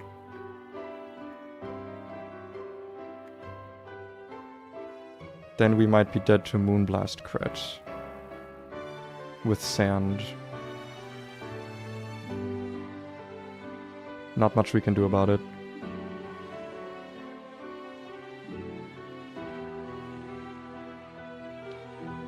Also, if it is... Okay, but I'm gonna see. How much damage does sand do? So we're at 99. How much damage am I taking from this? I'm taking 11 damage. So... at 76 damage taken, we're actually exactly 1 HP off right now. 1 singular HP from being dead to Moonblast crit. Though ideally this is... yeah, ideally this is actually attacking us. That's actually really good. Because if it's soft-boiled again here, that could have been problematic. Ah, that's not great. But I still think that now we can just, like, get a free switch and kill. Yeah, like, this is just, like, dead to Rock Slide or something. Do we give Hamilton... who are we giving this frag to? Who deserves this? Who deserves this frag? Because I think kind of anyone can take this right now. Kind of want to give it to Gliscor. No, Hamilton deserves it. Hamilton always clutches up when he needs to, and he deserves a little bit of recognizability for that recognition. This Clefable is more difficult to plan for than I thought it would be, considering we have a level advantage and we can bring 3 more Pokemon than they can. Awesome! And that's Picnicker Irene. You know what that means? You know what that means it's time for now? It's time for an encounter. 1 encounter, singular. I think. I will quickly save here. Because I don't know where the trainers, like, physically are. If I accidentally run into a trainer, I'm gonna allow myself to reset. I don't think you're a trainer, right? Pokemon Leagues, yeah. Okay, so this is another trainer, and I think... it's this one plus 1 more before we get our Mirage Tower. But this means... we can get an encounter now. And it's been so long since we could do that. So long that I don't even know what I want out of this. That's a lie. I kind of know what I want. But only because other people are saying that it's good. And I believe them. You know what? I'm just gonna say it. I believe them. Let's go look at the encounter table. It's been so long. I'm really glad I didn't take this encounter early now, because we could have gotten... I was tempted to try and Rock Smash for Geodude here, but I didn't, and now I'm glad, because now I get to abuse this beautiful... this thing. I think... let me check something here, let me double check something. Which better not be the fucking case right now. Because I think this shows me the levels, right? Yeah. Route 111 has Boldore at level 32. Which means it can self-destruct, goddammit. I still have Quick Balls, right? Or do I? I have 5 Quick Balls, okay, good. So if we run into a Boldore, we need to Quick Ball it. But what are we hoping for here? Well... I think we can kind of see what the prize is. Obviously, it's Excadrill. This thing is incredible. Both Sandforce and Sandrush in the desert will be really, really good. There's also a chance at Drillbur, which is, you know, same thing. I don't think you miss out on any moves by getting this early. Do you? Yeah, no. You don't miss out on anything special here. But yeah. We get a 50%, or I guess like a 50... like a 57% chance if we're also counting in Drillbur, if we're using Magnet Pull. What else would we want to get from this? Apparently Maractus is actually kind of hype. It gets Sucker Punch, it gets Spiky Shield, which apparently not, like, very, very few Pokemon do. Togedemaru gets this. Leaf Storm, obviously, very good damage. Good special attacks in general. It gets Giga Drain, Cotton Spore for speed control, synthesis. Like, this thing, normally Maractus is kind of garbage, but, like, it's actually kind of fine here. Also, I'm not gonna lie, I just like Maractus. Like, I wouldn't be opposed to this. I would be happy, like, getting to use this and it, like, being good. Krokorok, also incredible. Crocodile would be an Intimidate Mon for us, which we are sorely lacking right now, and also a Dark type, which we have not a single one of. Dwebble, I'm like, I'm not gonna lie, kinda on. Defensive typing isn't the best, and it's 50-50 between Shell Armor and Sturdy. Sturdy is like almost never useful. So yeah, like, it's not terrible, it just kind of doesn't do anything special. I mean, it gets knockoff, I guess. And if we get it as a Dwebble, we can get Leech Life, so we, like, get that early, but, like, I don't know, it'd be fine. I wouldn't be the most happy with it, though. Onyx? I actually don't know. I'm pretty sure we can evolve this right now. I think. Let me double check that. Let me check the item locations.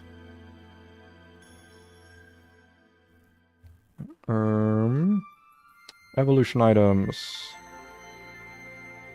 We are looking for the metal coat sold in Fall Arbor. Okay, so... Wait, where's... Yeah, okay, Fall Arbor is the next big town, so... We would not get Steelix yet. Which... basically means I would not be very happy with this right now. Would not be the greatest. Donphan I'd be probably okay with. I mean, like, we have enough ground types. I'm kind of not struggling for ground types. So I would not be, like, the most happy with this. Especially if we end up getting Sturdy and not Battle Armor. If we can get Battle Armor Donphan, though, like, it's never bad, right? It has, like, a really incredible move pool. It wouldn't make me mad. The biggest miss here, in my opinion, would be Vibrava. Because, like, getting Trapinch here is not even that bad. If you get Vibrava, like, you miss out on First Impression, which is, like, a big, big thing you want on Trapinch. I mean, it's an insanely powerful... It's a 90 base power priority, like... It's an incredible move. You really want this. If you get a Vibrava, you're just, like, not learning it. So, like... It's just kind of bad to get a Vibrava here. Though I guess Flygon is kind of fine even without it, though it's really not great. I don't know. I don't know how to feel about Flygon, because it's another, like, levitating ground type, which we already have Gliscor. Yeah, I think the things we want to see here would be Excadrill, Crocodile, maybe Maractus and Trapinch, and then not the rest of them. And we do have Magnet Pull Magneton, so our chances are, like, not the worst. It's a pretty... It's like a slightly better coin flip to get what we want. And if we do, we're gonna need a way to weaken it without killing it. So let's bring some stuff that can do that, potentially. Anything else with weak priority moves? Do you have some weak moves? Nothing weak against an Excadrill. You have, like, weak moves, right? Like, your knockoff is gonna do, like, no damage. What about you?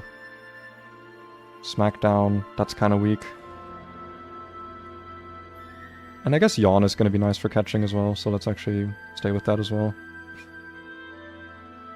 Okay. Hope we don't get a Rock Smash encounter here. But I'm pretty sure we have Repellent active now, at least. Also, I'm just gonna... Okay, because I don't know where items are gonna be.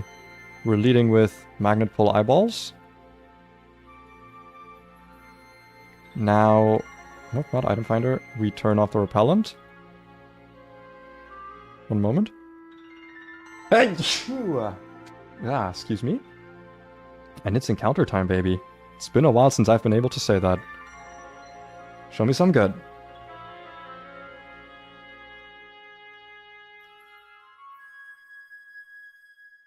Show me something good? Okay. There wasn't anything in the bottom. It's Excadrill, baby! Hell yeah! What more can I ask for? This is at level 32. What do you know at level 32? That's like basically the best Pokemon here. This can have Stomping Tantrum. In fact, it does have Stomping Tantrum, so let's get the fuck out of there. This can never have a Rock move, because Rock Slide is level 35, this is level 32. So we should be immensely safe to switch in Masquerain here for a little Intimidate. Just get that in. Metal Class, well... I mean, I guess if you want to play it like that, sure. Do I just want to Stun Spore here? Sure. Because yeah, like this is reusing random moves, so there's a good chance it just like isn't hitting us. And you can just get in the Ultra Ball maybe? Or not Ultra Ball, that's a Great Ball. It's not an Ultra Ball. Don't you get too many attack boosts here. Is that Sand Force? Or was that just Stab? I think that might be Sand Force and not Sand Rush. Do we have any ways to weaken this? I guess we have Fake Out. Sure. Every little bit counts. Some good damage on us. Fake Out, that's a good crit actually, that's a really good crit. Because that might matter. And now we can go into... this does actually have X Scissors, let's go into third. Dig, that's kinda totally fine, that just gives us more opportunities to catch this, right? Wait, no, can I not use Pokeballs when this is digging? Oh. Well, I don't want to attack it. I mean, is this a free switch for us? Because it's dig, right? Yeah. Does Intimidate even work? Oh, it does, wow, okay. Awesome. Now we go back to the horse. Don't dig again. Don't do that. Thank you. You digging is like really annoying. Stay in the ball, come on. You know you want to. It's a very comfy ball, isn't it? Yeah, baby, Excadrill. The Subterrene Pokemon. This thing is apparently incredible. I mean, it's a fucking Excadrill, right? Of course it's gonna be incredible. What is a good name for Excadrill? We already have Shovel.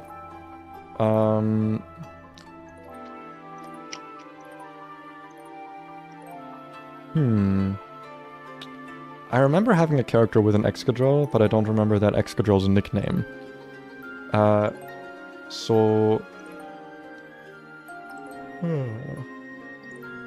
What vibe is this giving me? I don't know. I don't know the vibe.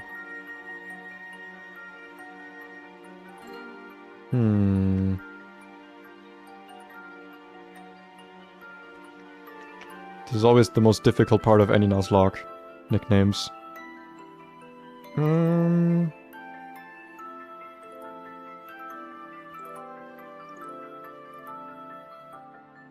I could just, you know what, actually... Speen. You get to be Speen, because it's a drill. Oh, actually, wait, does that at all fit? Can I do... I don't think it's gonna fit.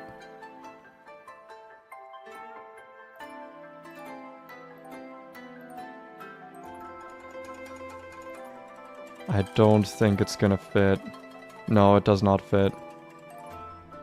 Because I want to do Drill Baby Drill.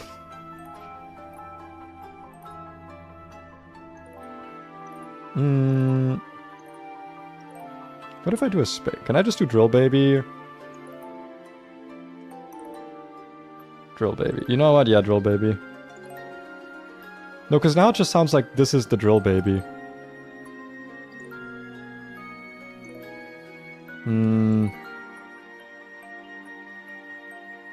Yeah, no, that's not a good nickname, because it doesn't fit. Why is this always the most difficult part? I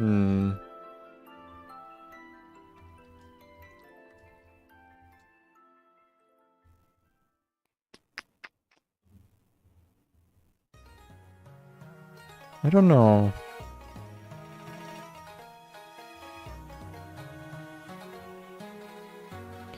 You know what, let's stick with Speen.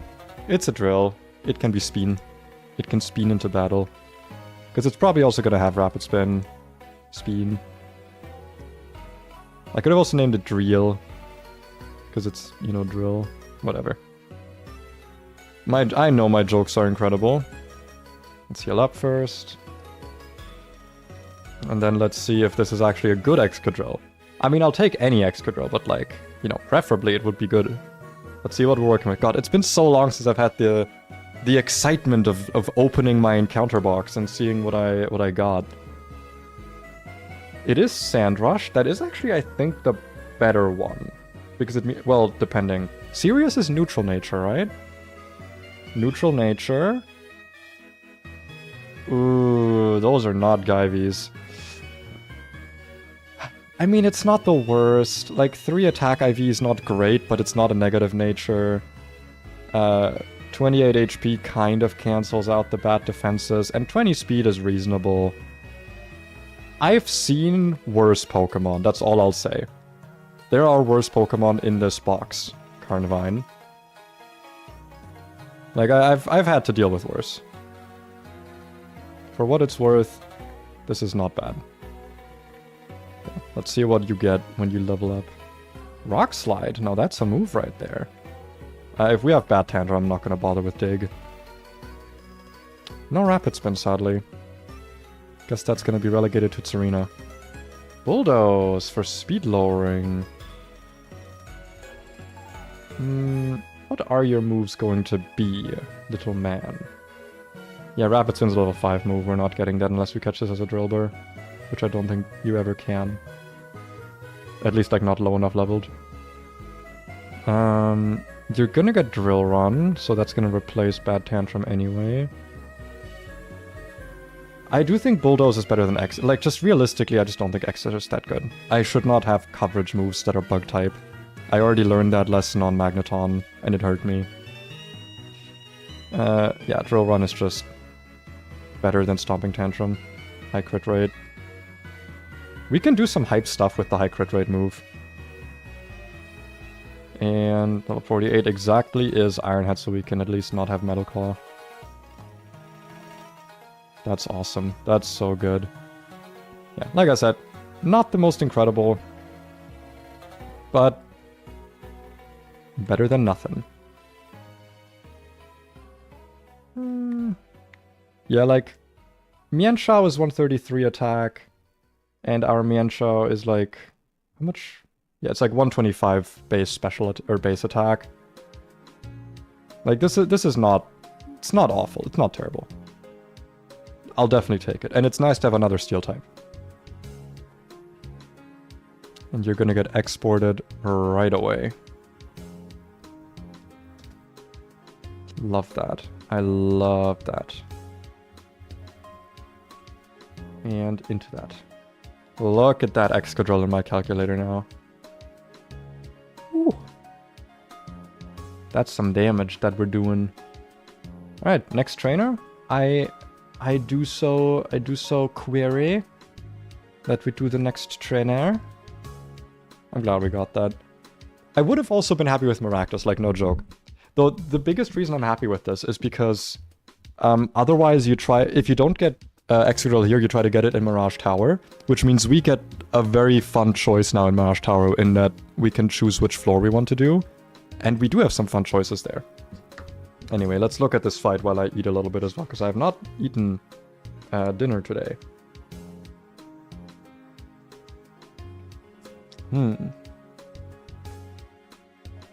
So we have Weak Armor, Shell Smash, Lumberry, Crustle. Should be able to just one-shot this, probably.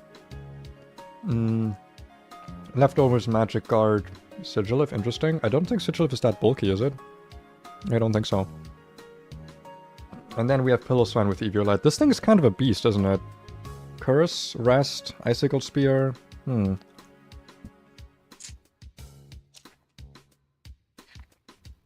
I could actually see this being a problem. But one Pokemon at a time. Do we actually have nothing that can just kill the Crustle outright? Really?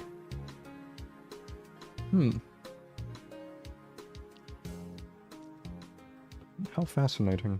Not even my, like, physical water types? Probably if I still had Liquidation on this, or Razor Shell. That could have... No, not even that. Wow. Interesting. Yeah, special attacks are not going to help us here because there's a rock type. Man, this thing bulky, huh? This thing very bulky. Oh, god.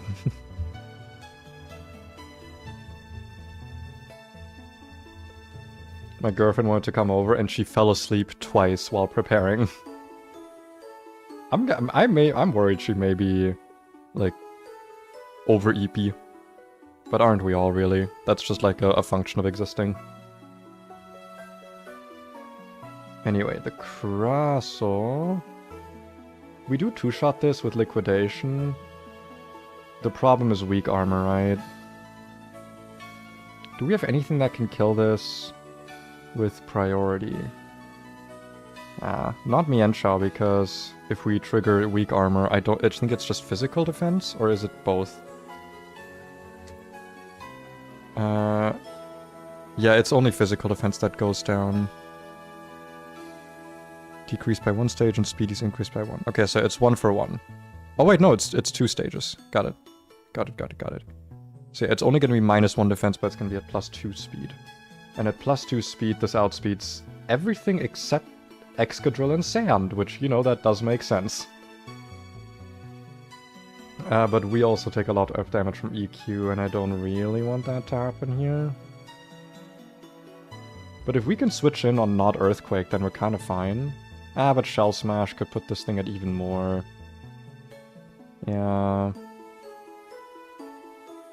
Is there not like a do I not have a safe way to kill this? Like just a nice guaranteed safe way.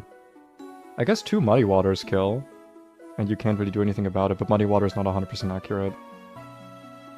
Torterra doesn't really do anything here. Musharna doesn't really do anything here because this has a Lumberry. Looks like it might just be Caracosta. Because we do have Aqua Jet. So if we do like Rock Slide into Aqua Jet with the defense drop, I think that might be it. And if it Shell Smashes, that's like even better. Let's see, so Rock Slide damage is 57 minimum. So we need to be doing 43 with Aqua Jet. Okay, actually that's like a super easy opener then. We just don't care what this does, because I don't think like... With crit, Earthquake, yeah, it just doesn't do anything to us. Okay, that's super fine then. We do have like a good counter to this. Seagalith.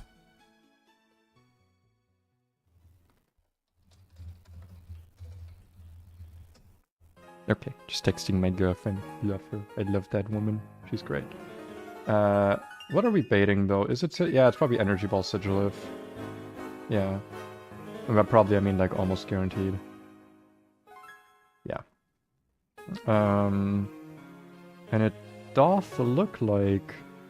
If it's Energy Ball... Nah, we don't outspeed it. Sigilyph is fast, huh? Or it's just...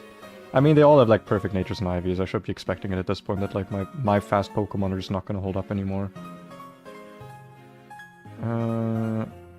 You can switch in on Energy Ball. And a Spadef drop wouldn't really matter because nothing else here can really damage you that much, right?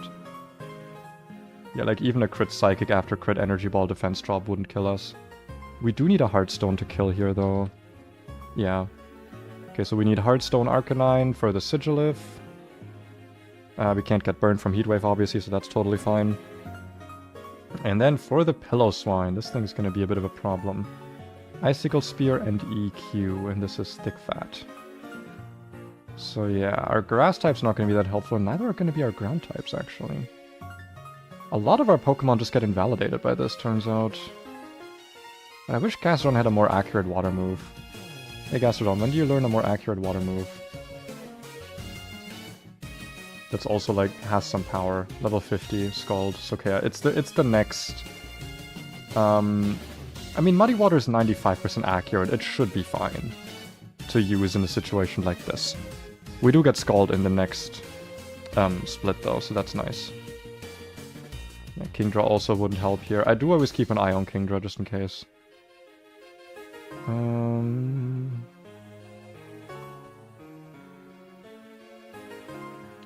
Because I also don't want this to start setting up on me, right? Like, that's an issue. I should also be looking at 5-hit Icicle Spear just in case. Yeah, it looks like it might just be Gastrodon. I believe AI calcs damage with 3 hits, so Earthquake should always be more damage. So something we could do on the Arcanine switch is actually bring Masquerain. So we can get an Intimidate in. And then we go Gastrodon. We don't care if this gets defense boost because we're special attacking. And since we can kind of confirm Earthquake with this, actually 100% confirm Earthquake, I think. Because I'm pretty sure it always calcs with 3 hit, unless it has Skilling. Let me actually wait, let me double check that quickly. Okay, it doesn't say anything about Skilling, never mind. So I'll just have to guess at that. Then we can like kind of pivot between here. Is there anything else I have that takes Icicle Spear like really well? I can do Mienshao as well here. For some... I mean, also for outspeeding actually. Mienshao is pretty good here. And I do have... Like, this thing is never going to be faster than me. So I might still bring Dreadnought here for the guaranteed Shell Armor switch liquidation. Because that could also be very helpful, if this is at neutral, at least. Yeah, I think that's a good strategy. I think this works. Dreadnought, it's been a while since we've used you, Dreadnought. Been a while. I've missed you. Caracosta. I put Hamilton in the first team slot here, like, just out of instinct. And Gastron. I've also not used you in a while, and by in a while I mean, like, kind of ever. Is it worth it to carry... Not really. I don't think wise glasses are worth it here. So yeah, we do, however, need... I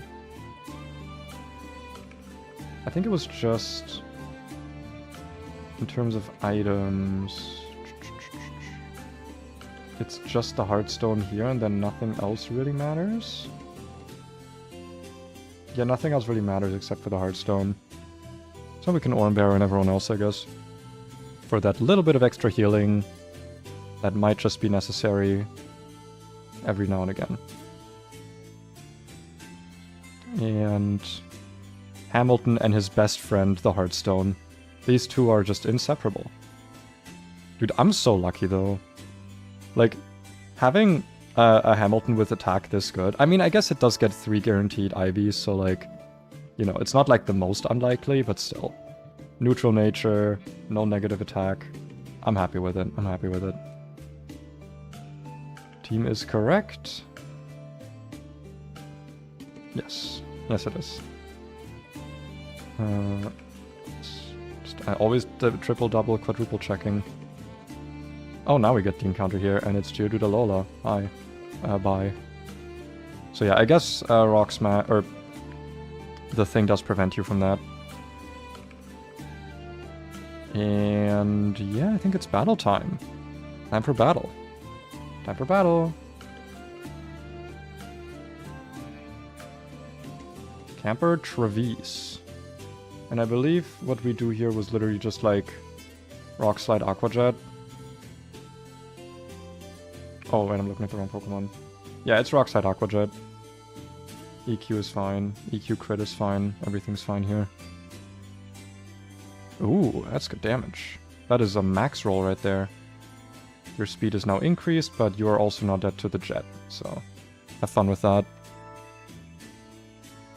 You absolute stupid. You absolute dumb. In comes the Sigglebiff. This is always exactly Energy Ball. The death drop doesn't really matter, crit doesn't really matter, and we don't outspeed, but we do kill with Rock Slide. Awesome. The sand really helps here for the special defense. Swine, this is slow kill Earthquake. Always, I believe. I guess it can also curse here. Kind of unlikely though, because I don't think we have a kill on it. Yeah, so it's pretty unlikely. Or no, sorry. Yeah, it's pretty unlikely to curse, I think. Actually, I don't know how that works. Whatever.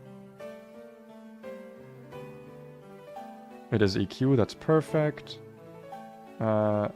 This is no longer seeing a kill with Icicle Spear, but it still can if it gets a 5-hit or just like some crits. Is it just worth it to go Mienshao right away? No, Earthquake's still too much damage. Yeah, we definitely want to soften this up first. Yeah, that's for the best. Are we safe from an EQ crit? 121. No, we are not. Certain rolls of EQ crit kill me. But I'm pretty sure this is kind of likely to... That 5-hit was not great. Yeah. About half of all EQ crit rolls kill me. My alternative is just going back to Masquerain for another Intimidate. But then I kind of can't switch Gastrodon in again.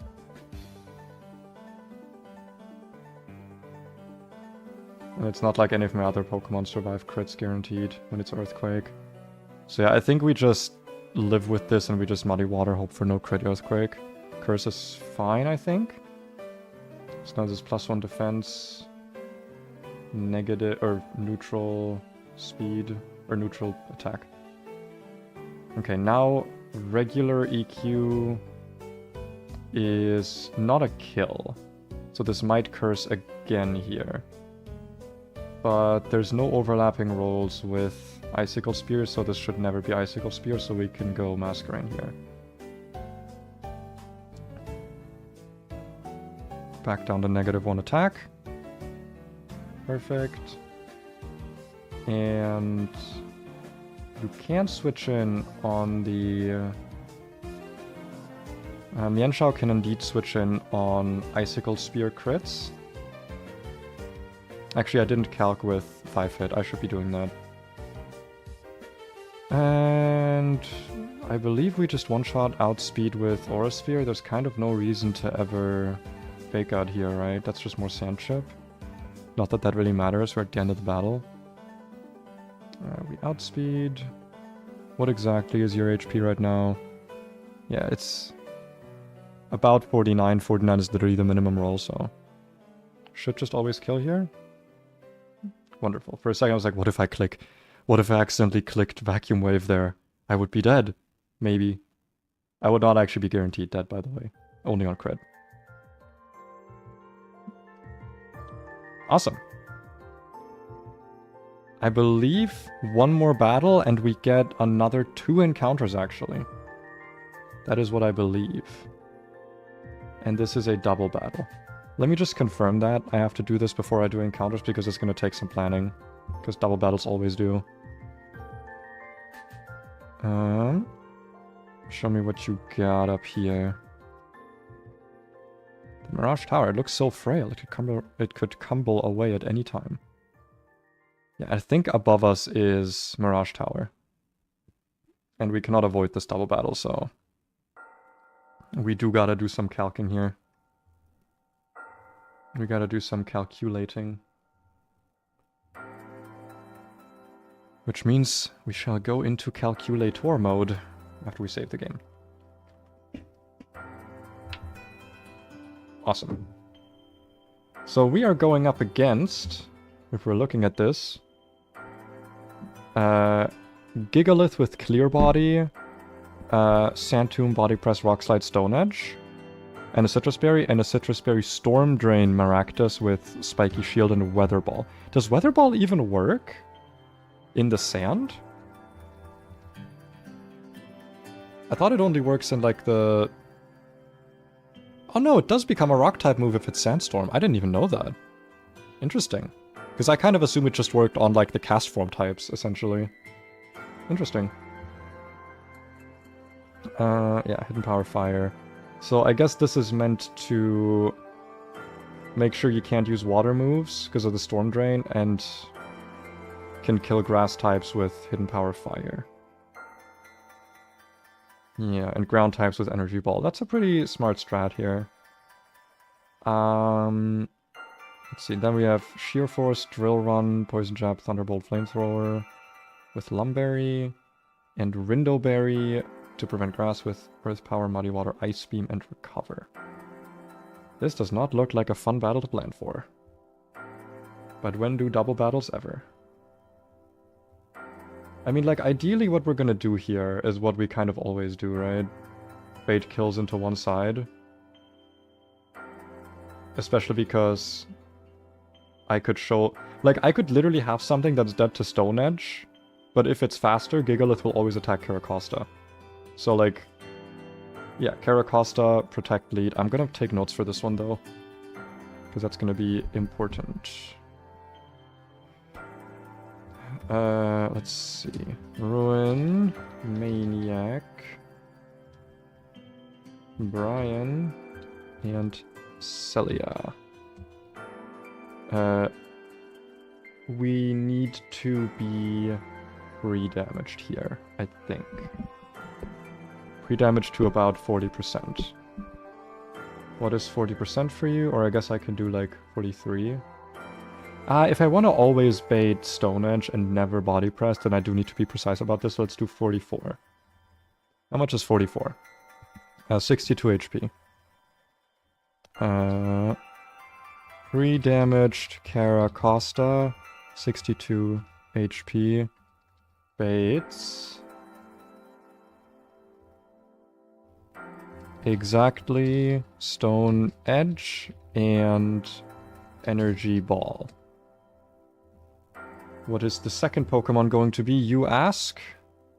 You ask too little of me. We could just press EQ here. Though it would kill Gigalith.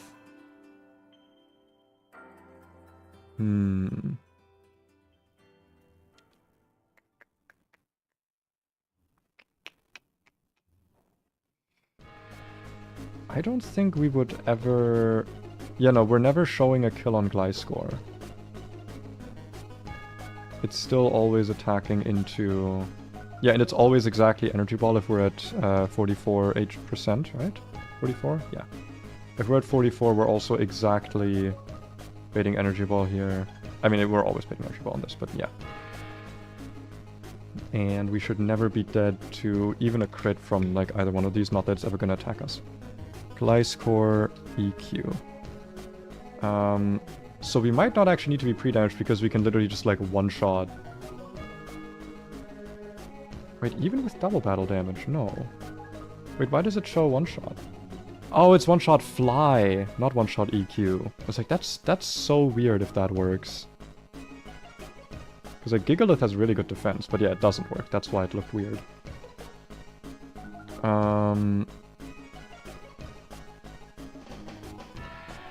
Show me what this is. With a wide lens. Oh wait, wide lens does not increase the power. Yeah, so Power Whip is not a kill here either.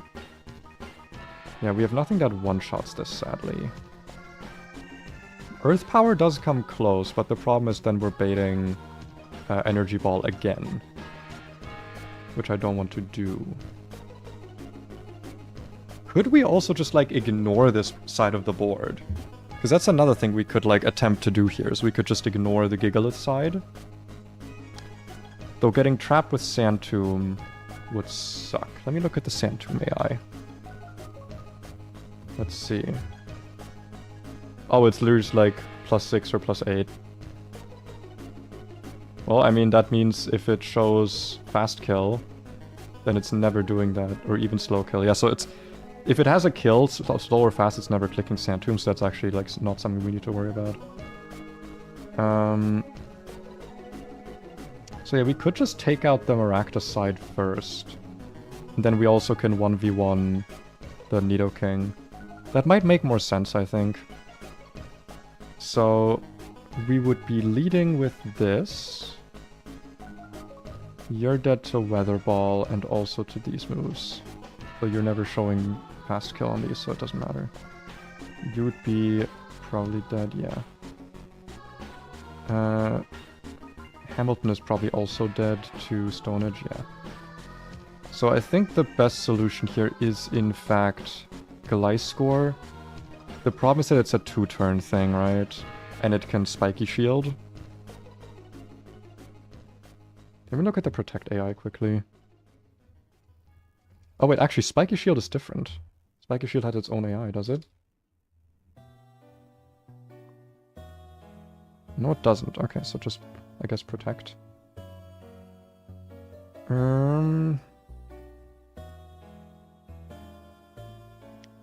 Yeah, use Protect for 2 turns. Notes on Clifford and Macy. That's not what we're worried about here.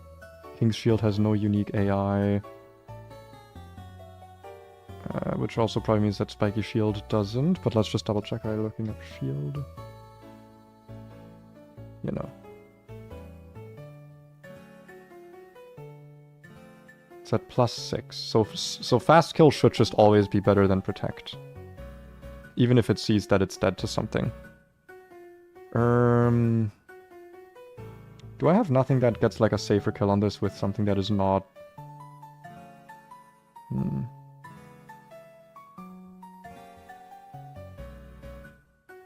Masquerade does get a kill on this, but yeah, even with Intim, that's not something I really want to do.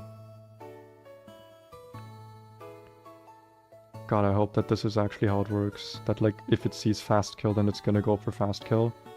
Because otherwise we might lose a Pokemon here. But like, if I'm gonna lose something, I'd rather lose Pidgeot than Hamilton, right? Like, I think that's... I think you can excuse that. But... no, Hamilton would not be baiting anything special here. Because I believe you're still baiting a fast kill into my Caracosta. Yes. So, not Gliscor EQ. In fact, we are doing Pidgeot, Brave Bird into Maractus. And it should never be Spiky Shield, because it sees fast kill. I hope. Maybe. And Protect. We need to be careful which side of the board Caracosta is on. Let's see. It's going to be this in the first, this in the second slot, so it's going to come in the second slot, so we need to have... Well, actually, no, it doesn't matter, because it doesn't matter what switches in. Sorry, never mind, does not matter. Gastrodon comes in. And Gastrodon, I believe, is using always exactly Earth Power. Earth Power and Stone Edge into Caracosta. Caraciosta.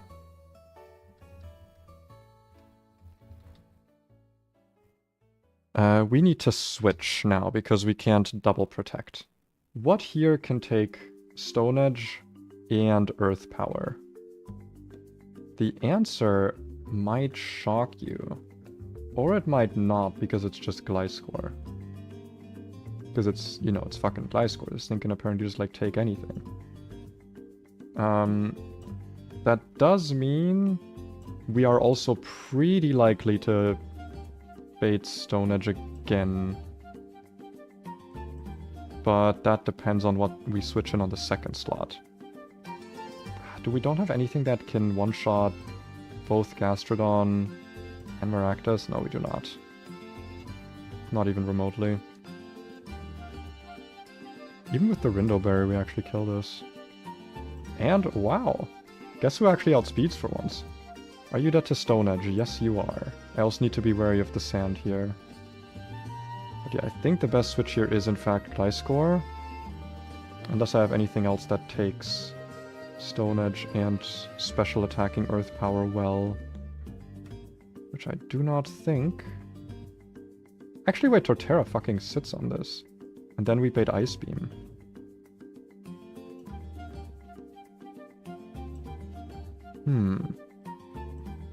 But then I don't know what Gigalith is seeing in the other slot, right? I mean, it might see fast kill, I guess. If I'm not switching out Pidgeot, if I'm just keeping it in. I could Brave Bird. No, because then it's seeing fast or slow kill into two things, and I don't know what it's gonna use then.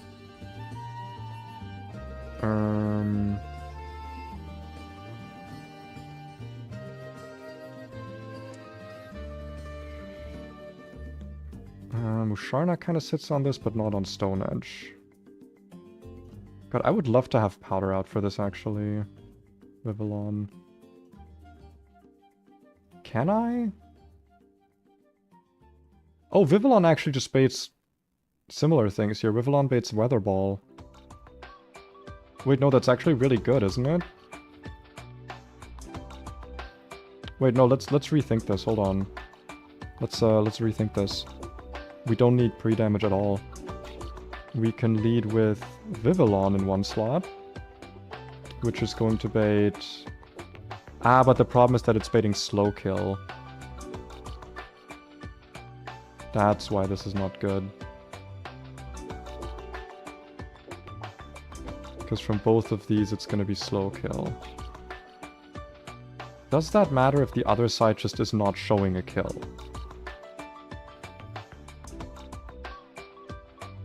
I don't think it does, but I also don't think I have anything that actually can get a kill easily here. I guess I have Fly here with Muscle Band potentially, but again, Spiky Shield, I don't really want to risk it. Because I just don't know how the AI works on that. Yeah, and if I'm leading with Pidgeot, then it's seeing the kill. Okay, no, we do have to do the thing we were talking about with the pre-damage. But if I can find an angle to switch in Vivillon, then I can have another, like, Protect and Ice Beam bait.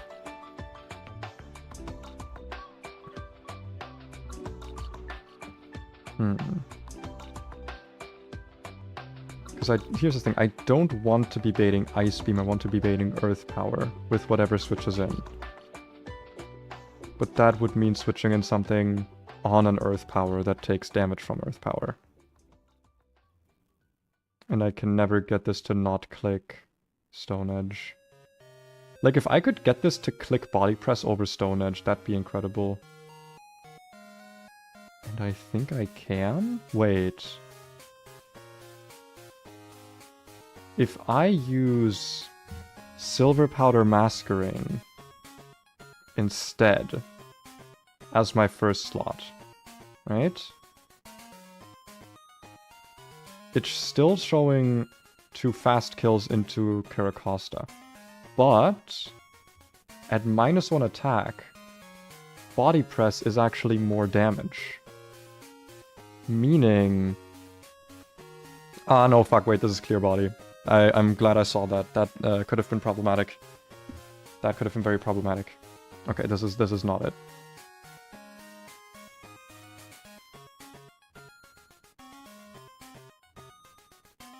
I don't think you get any grass moves, right? Yeah, no.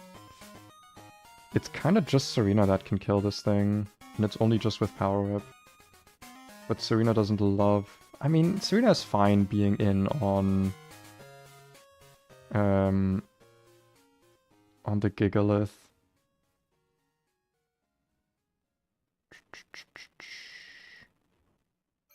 So what I need to do here... Do I have anything that's weak to fighting? I do. How do you take Earth Power? You take Earth Power well. But that would be 58%. And this as a crit would be 49. Okay, so... I could not take a double crit. But if I had an Oran Berry, I actually could because of Cheek Pouch. Because, like, the first one to attack me is Maractus. Or no, wait, is Gastrodon faster than the Gigalith? Yes. And if Gastrodon doesn't crit, then it's... 40%. Yeah, that would be fine. That's actually totally fine. So... Earth Power Stone Edge into Caracosta.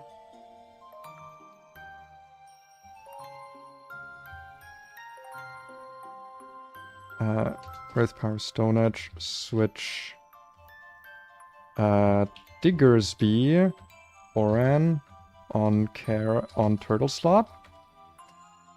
Switch Serena on Serena Wide Lens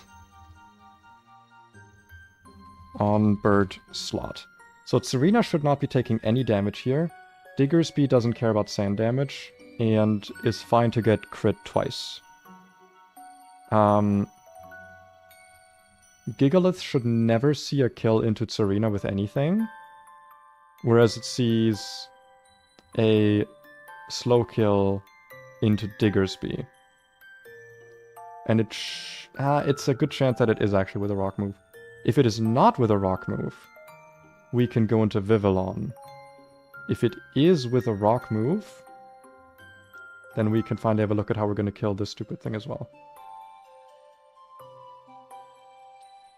And the answer might just be Excadrill? Can you switch in on...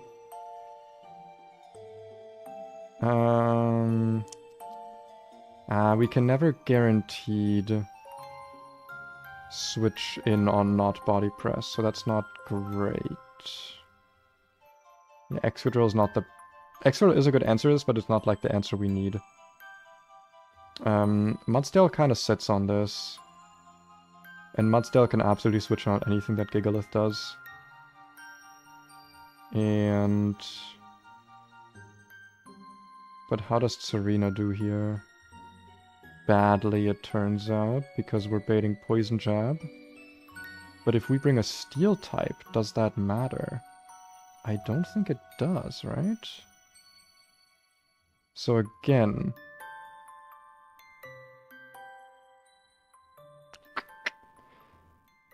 If we are baiting Body Press from this, we can get an easy switch into Mudsdale. We kind of actually always can. Then this thing sees... No kill... Yeah. Actually, this is better. This thing sees no kills on Serena, and then we... Or with anything but Poison Jab, and then we can switch an Excadrill. Alright, so... First battle... Well, actually, no, we didn't bring Excadrill to the last battle, but... Still.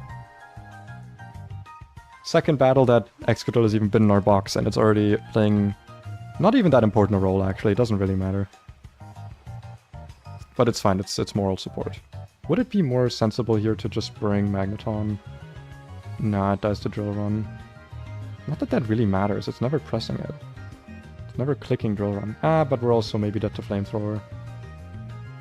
And we do not want to switch in on a Flamethrower. Actually, yeah, how would we avoid that on Exca specifically? Because Exca is sometimes dead to Flamethrower.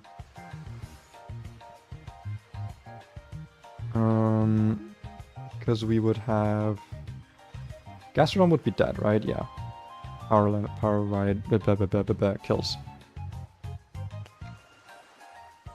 And then... Against... that thing, right? We're using...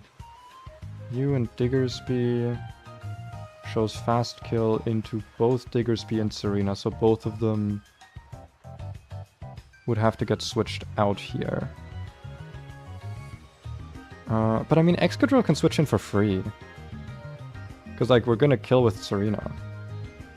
Well, no, because we won't have the chip damage necessary to do that. We will actually need to be doing some chip damage here.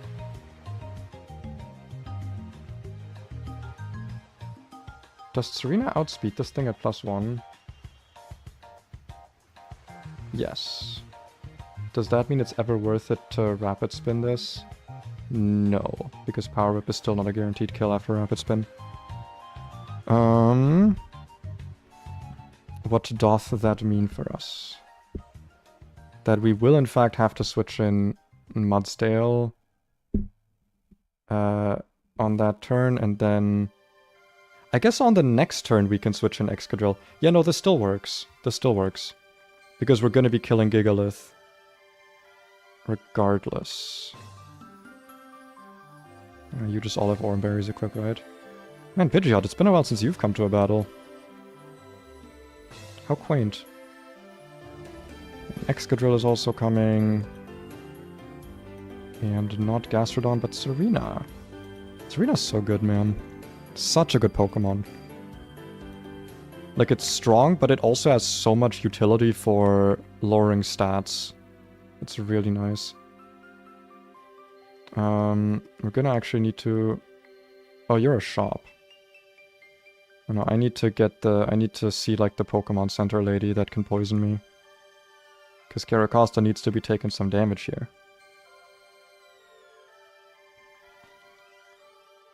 We need to poison Caracosta.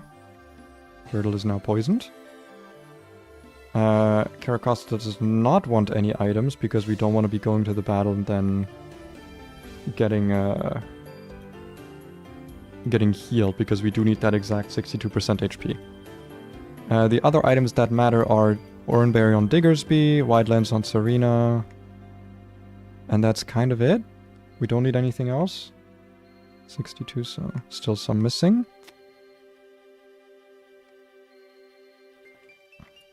$65, 4, 3, 2. 62 exactly. That's exactly where we want to be. Then we antidote. Luckily we have a bunch of them because this is the way that we pre-damage. Which slot these are in does not matter, I believe. Or which slots, because it's two separate trainers. Then for everything else, I don't think the held items matter literally at all.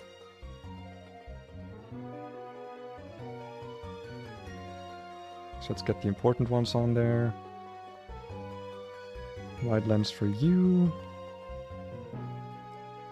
Would it be ever worth it to put a soft sand on this? Not really. Yeah, no, it's just berries. It's berries for everyone. Can Gastrodon this ever, like, status you? I guess Ice Beam. But it's never gonna get to use Ice Beam, so it doesn't matter. Oranberry for you actually matters. And yeah, that's all the important items.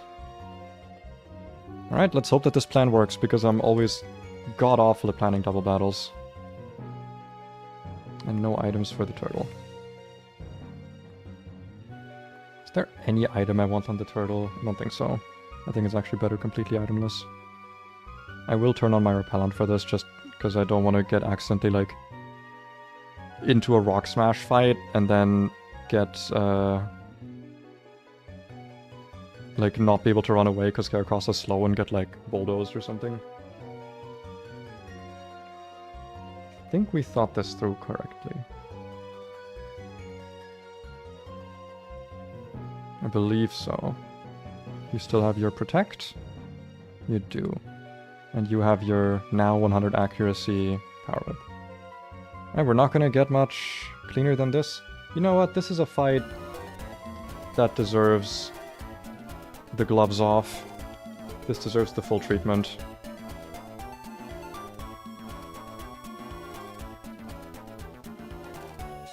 Full treatment for you. Alright, let's do this. How tough am I? That's a secret. This is a great place for a picnic, actually. How dare you? Come at me. I know exactly what you're going to say. And I know everything you're gonna don't.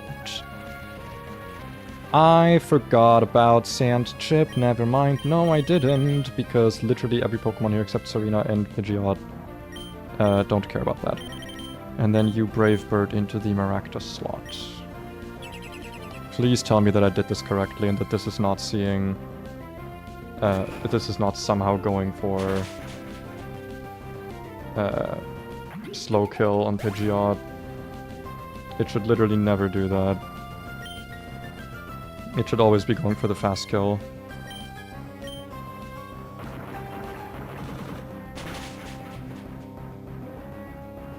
Why?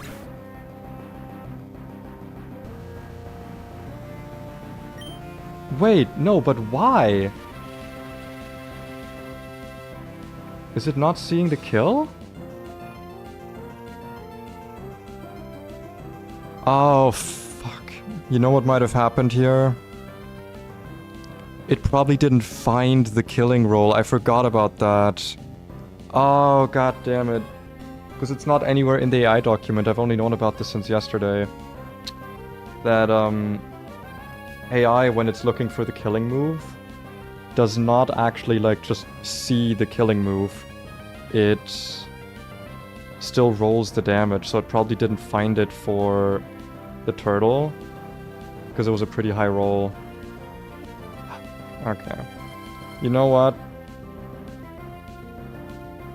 That does hurt a little bit, but this is exactly why I was using Pidgeot. This is... I don't want to be mean, this is a fine loss. Pidgeot's not great. It's come to like, what, 3-4 battles? And in those battles I feel like its drop could have always been done by someone else. It's not great. It's not great, but we can definitely deal. This makes me now worried that it's also not gonna see the kill into the turtle now. But like, I don't see why it shouldn't. I guess we'll see if that's how this works. Because like, now what we should be doing is switching out to Shovel, who can take Earth Power and Stone Edge, but should never get to Earth Power because we're gonna kill it with Power Whip even through the Rindleberry. Yeah, like that death does hurt, because it's one of the first 6 you find, but like, it's Pidgeot, it's not really done much for us. It's also not a good Pidgeot, you know? It does suck, because it means I'm not gonna get to use it as a Mega, and I'm pretty sure it's like a Mega you get pretty early on. So, that does suck, but it's AI knowledge. I feel like I do actually have like a pretty good, what's the word? A pretty good excuse to, what's the word? I have a pretty good excuse to clause that, but I'm not going to. Is this ever seeing a kill on Diggersby with anything? Actually, no, we can just stay in with Diggersby. And how much damage do you do to that thing? With Bulldoze, a decent amount, but then we lower Serena's speed. That's kind of fine. Is it fine? Do you still outspeed? Yeah, Serena still outspeeds the Gigalith. So we can Bulldoze and then Power Whip.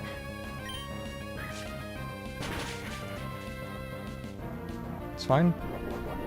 Citrus Berry, I forgot about that. Ooh, wait. Now it might matter. Because now it might see a kill on Serena. Please don't. If it crits Serena now, Serena's dead. Don't crit. Please don't crit. Thank God. Thank fucking God. Okay.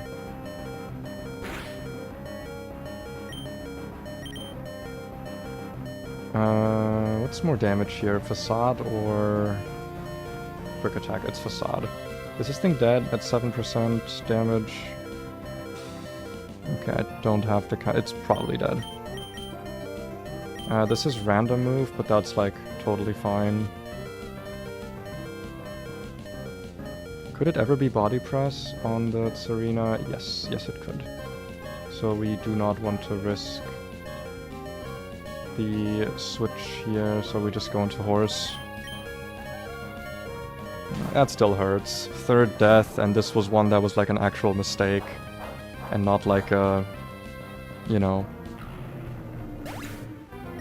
It wasn't a required death. I very much didn't need to get killed there. But you learn, you win some, you learn some, you lose some. That's just how the bird crumbles. Nidoking's Call is so iconic to me. Let's see, you can never do anything against me, and you can never do anything against Diggersby. So we are completely safe to just Facade plus high horsepower here.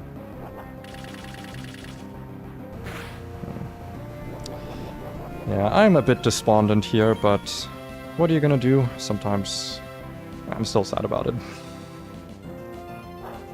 I will say, I feel like in the beginning I was a bit iffy on Cheek Pouch. The later in the game we are, the more I'm noticing it being useful. Because things like orange berries allow me to... Like, essentially orange berries are citrus berries for Shuffle. And it's even more good if I'm, like, up against Pokemon that risk statusing me. Okay. Not great, but yeah. We have new information, and that's also worth something. Another battle? I thought we got our Mirage Tower encounter. Okay. One more battle, and then we get Mirage Tower. Against Camper Braden. Oh god, and I know that this one's a piece of shit. Oh boy. This one's gonna be annoying. You're gonna see in a moment why this one's annoying. But let me tell you, he is. I almost want to say, though, I'm kind of glad that Plumsack got sacrificed here, or sacrificed himself. Because if I didn't have this information, there's a good chance I would have made this mistake in a fight later on, where the death would have mattered a lot more, you know? There's a really, really good chance for that. So, yeah, I'm kind of glad it didn't happen that way. Sorry, Plum. You were one of the first. You're joining the sentimental deaths. Floatzel, I'm actually kind of okay losing. Like, in hindsight, I'm kind of okay having lost. Togedemaru obviously is not great, but Floatzel and Pidgeot are, like, honestly fine losses. Like, they're okay. Anyway, let me show you why this thing sucks. Camper Braden, 4 Pokemon. Red card, Sturdy, Skarmory, with Spikes and Stealth Rock. Why does this suck, you ask? It's because red card switches you out to a random Pokemon, and because of Sturdy we can never one-shot unless we have some with Mold Breaker, which we don't. So, we are going to need to switch back in on this to remove rocks. Luckily we do have Serena, but we need this thing to be at, like, nothing in terms of HP. I also don't actually know if I even outspeed it. Turn off double battles, but Sand is still active. Yet Serena doesn't actually even outspeed this, so we're gonna have to take a dual wing beat and also hazard damage. That is really shitty. But, like, we can switch it on something else that Serena... It's still gonna be required. Bye, Pidgeot. Anyway, so that one sucks. Then we have Woodhammer, Earthquake, Leech Seed, and Protect and Leftovers, so very bulky. And also very fast Torterra, actually, with Jolly Nature. That's kind of meant to stall you. Leftovers Fluffy with Drain Punch, Beware, and then the last one is a big doozy. Solid Rock in the sand, so, you know, another special defense boost, with Avalanche and Dragon Tail and Protect. So yeah, lots of forced switching here. But when we get this, ooh, we can pick our Mirage Tower encounter. And get a fossil. Okay, but let's see what the best course of action here shall be. What would be a good lead against the Skarmory? So obviously we have nothing that can one-shot. And any attack that we do against this is going to trigger the red card. So yeah.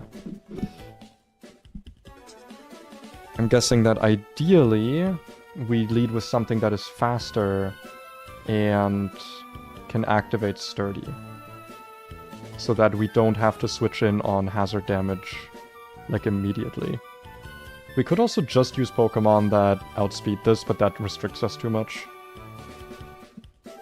I would love it if my Excadrill still had Rapid Spin, but it does not. Might warrant a rename, to be honest, but we'll see.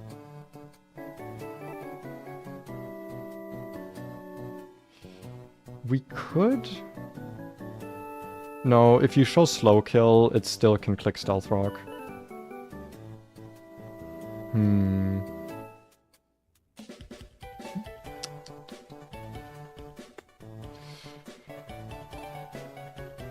What about just let's just assume Hamilton lead here, because we don't know what other Pokemon we're gonna need. So let's just assume the only fast Pokemon we have that can one-shot Hamilton.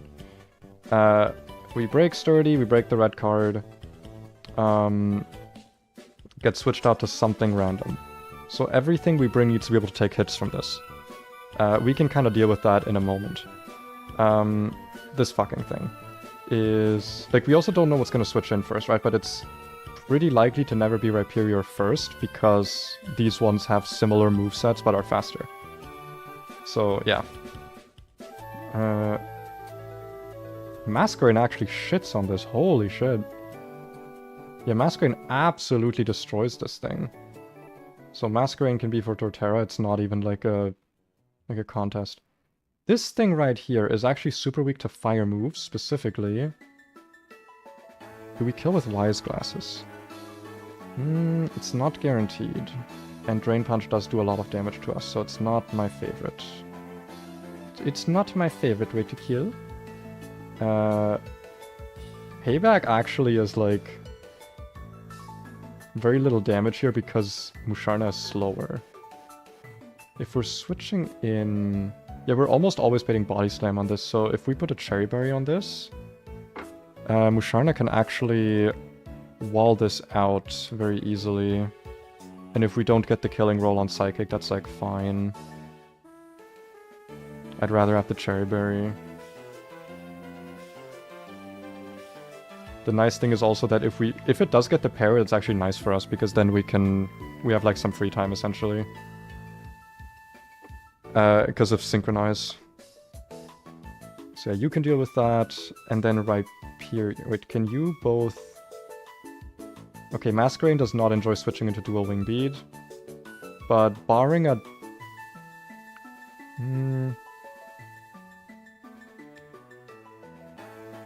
Barring a single crit... No, one crit is already enough to kill. But it would never be using Dual Wing Beat, right? If anything, it'd be using Body Press. Yeah, like, it's never using Dual Wing Beat. So we just need to make sure that our things can switch in on Body Press.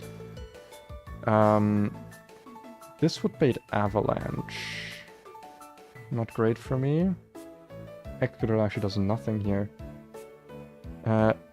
Wow! Carnivine actually kills this through Solid Rock. Is Carnivine gonna be useful? That's a new thing. That is very new. Yeah, Carnivine can switch in for free on a Drill Run. But that does mean we need something to actually bait Drill Run with. We do need to bring Serena to destroy hazards. Ideally on the Torterra. On the Torterra we would switch in Serena. And we would always guaranteed not switch in on Leech Seed because of that as well.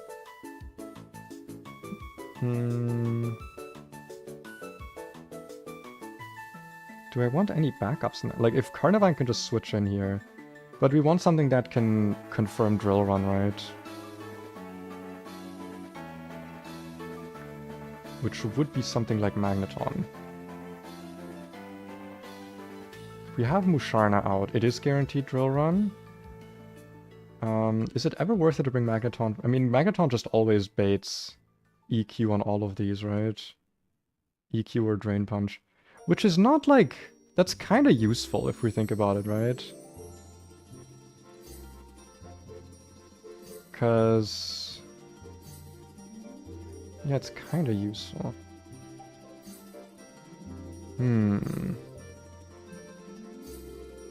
But you don't like getting switched in on body press, yeah. So that's not really an option.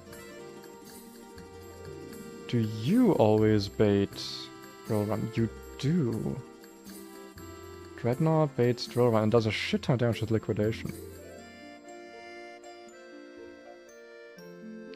And Caracosta actually baits Fast Kill from Drill Run, so it'll never click Protect. Or like Dragon Tail or something. I don't know why it would, but you know. I think Dreadnought's actually better here, because we also don't have to worry about crits in that case. Okay, this is actually not the worst thing to plan for in that case. So... It's... Arcanine.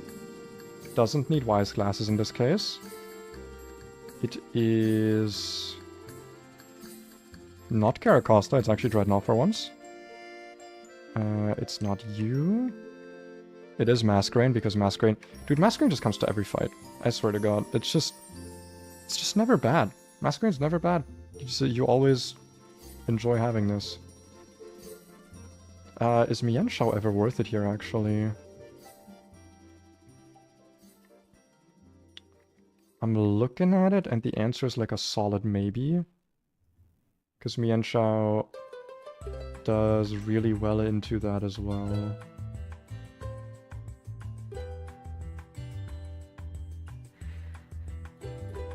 Are you okay switching to Avalanche Crit? No.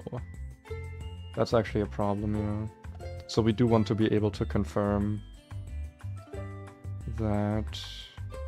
I do kind of want to bring Mienshao, though. Is there a different opener I can do here? Not really, no. I mean, if Beware doesn't go well for some reason, I can kill it with... yeah, I can kill it with Masquerain. That does mean Masquerain also needs a Cherry Berry. Because if we switch into Body Slam, then we're screwed. Are any other specific items necessary here?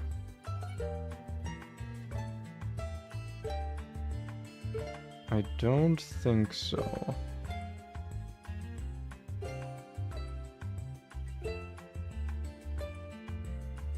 Yeah, I don't think any other specific item is necessary, so that means Orans for everyone. Leaf Storm doesn't have a chance to miss, does it? We'll double check here just to be sure. It does not, okay. If it did, that'd be really arbitrary and weird, let's be honest. Gotta be in the correct order. You know how meticulous I am about that. Okay. This fight does look difficult, but like for the most part we should be fine. Yeah, the big problem is that like we have nothing else that outspeeds this. But we can do some pivoting to sort of... Yeah. Like we just need to be able to switch something in that can like not get killed and that can kill it. Which could be Dreadnought, could be Arcanine, could be... Not Masquerain, weirdly enough, could be Musharna. So one of those three. Most likely just Arcanine, though. Even through Stealth Rock, that would still be the most useful. As long as we're not baiting Body Press. And even if we are, like, it's kind of... it's not fine. Okay, so we need to be careful there. I mean, not gonna lie, though, the ideal thing to happen here would be Flamethrower Burn. That'd be, like, literally ideal.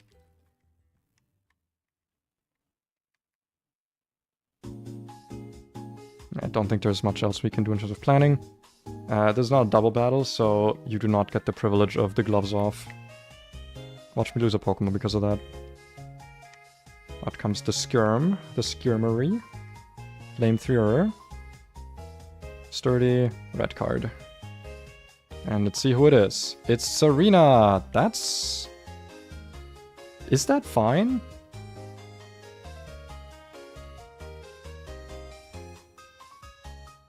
Serena is actually safe from dual wing beat crit. At least from one. If it's a double crit, then we're in trouble. But we can just stay in here and rapid spin this away immediately. Oh, it spikes. Well, I mean, I'm okay with that. Thank you. That's actually like the second most ideal thing that could have happened here. I'll take second most ideal. In comes the Beware.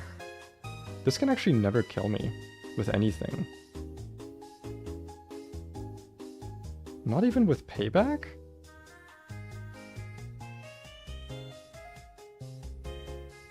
Really? Man, Serena is bulky, huh?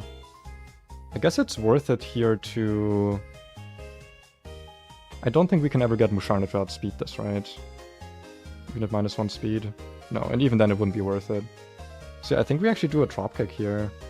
This does not have anything to really threaten us. Just get that attack drop, you know? Why not? It's not a lot of damage, but that we don't need the damage. That's not what we're here for. Okay, now I'm dead to crit, so now we switch out. There's the lefties recovery. That's fine. Do we want to go straight into Musharna here? I don't even think we need the pivot. You're like, this is at -1 now. We can just go hard Musharna.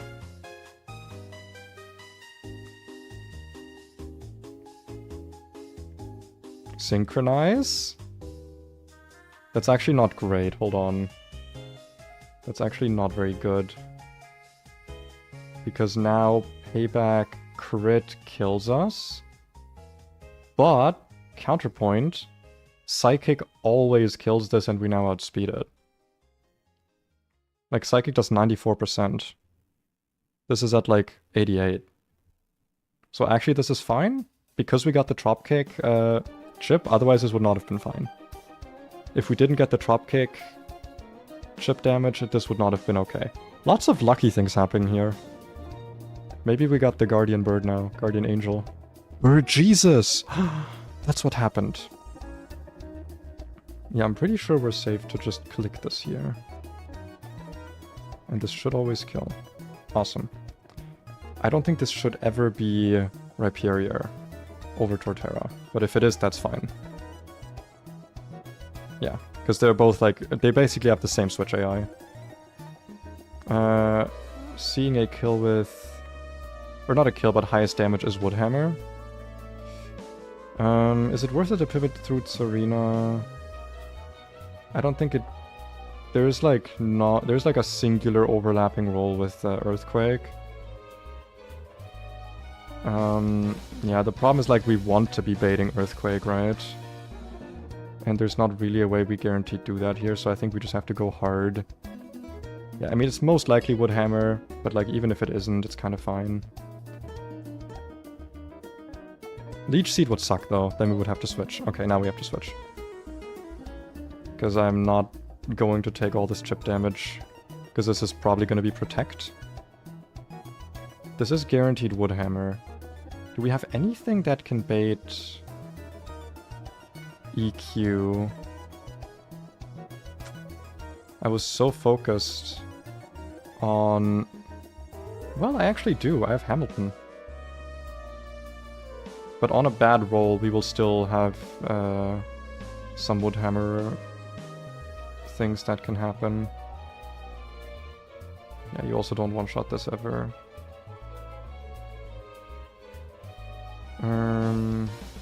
This is Intimidated though, so that's nice. But yeah, this is never EQ, so actually Hamilton can confirm Earthquake. And we're safe from crit, I assume. I hope. It's a lot of damage, okay. Can this be... Woodhammer? On -1. There's a lot of... Wait, how much did this do to me? 61... Oh, it did literally max roll, okay. But we are now never dead to it, so it's always clicking EQ. So we should be able to go into Skater. Another Intimidate, nice. Probably Protect here.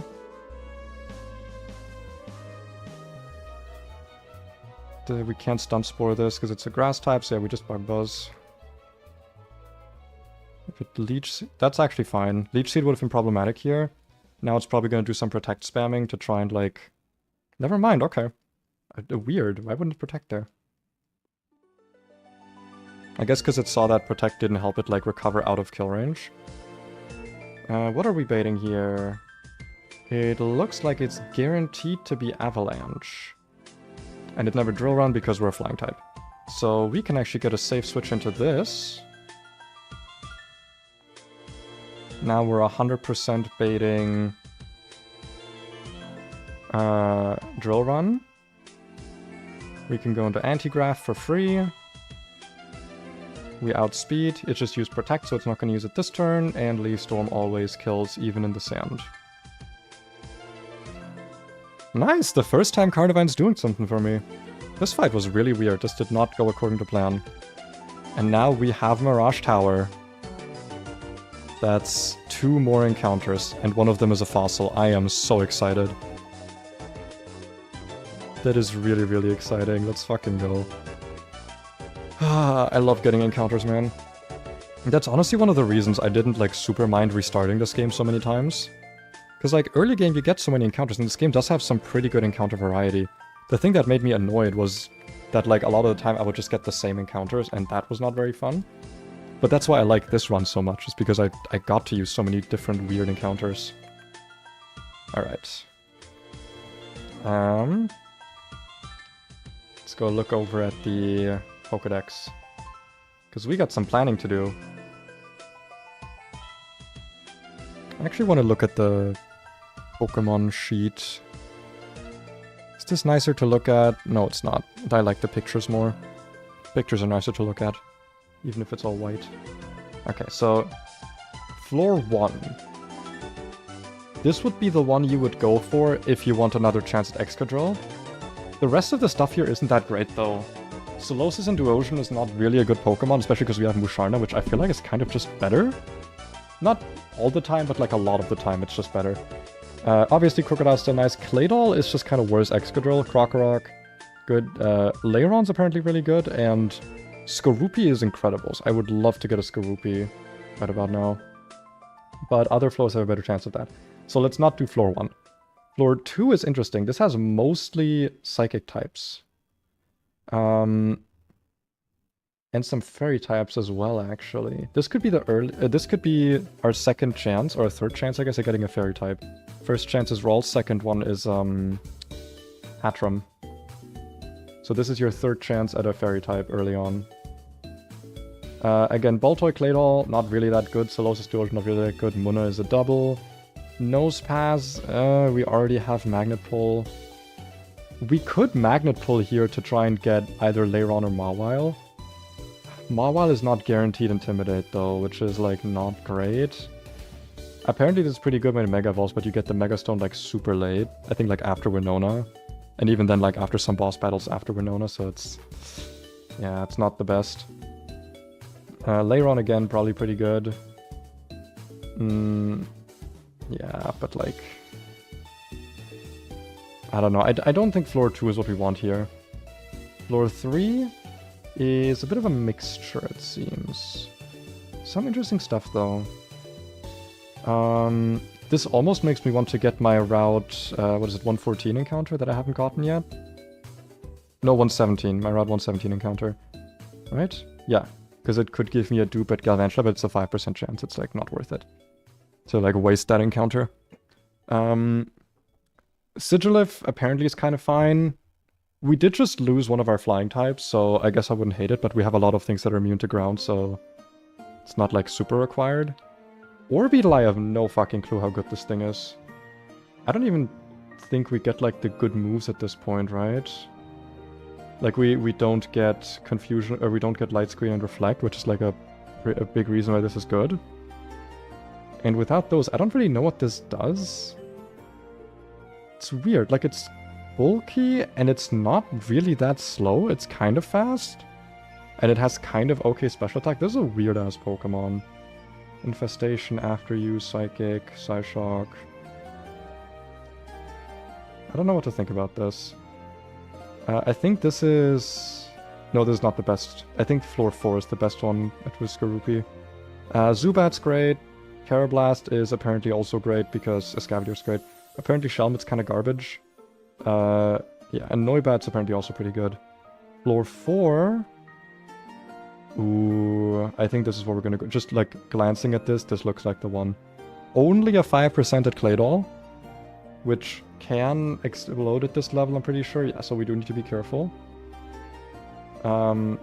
Curlia, Fairy type. Fairy types are great. Hatterene, Fairy types are great. Drapion is incredible. I don't know what to think about Hypno.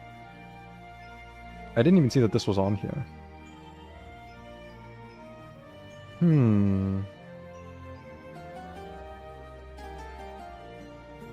Huh.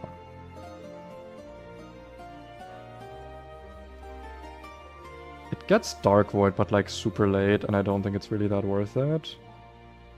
It gets Zen Headbutt. I guess it is more of a physical attacker, technically. No, it has equal physical and special. Yawn, Wish... Oh, actually, you know what? Yawn and Wish together is kind of based. Because you can Yawn, then you can Wish, and then you can switch out into something that got hurt. For free. And also heal it. It's like kind of having a slot in your party that gives everything Regenerator.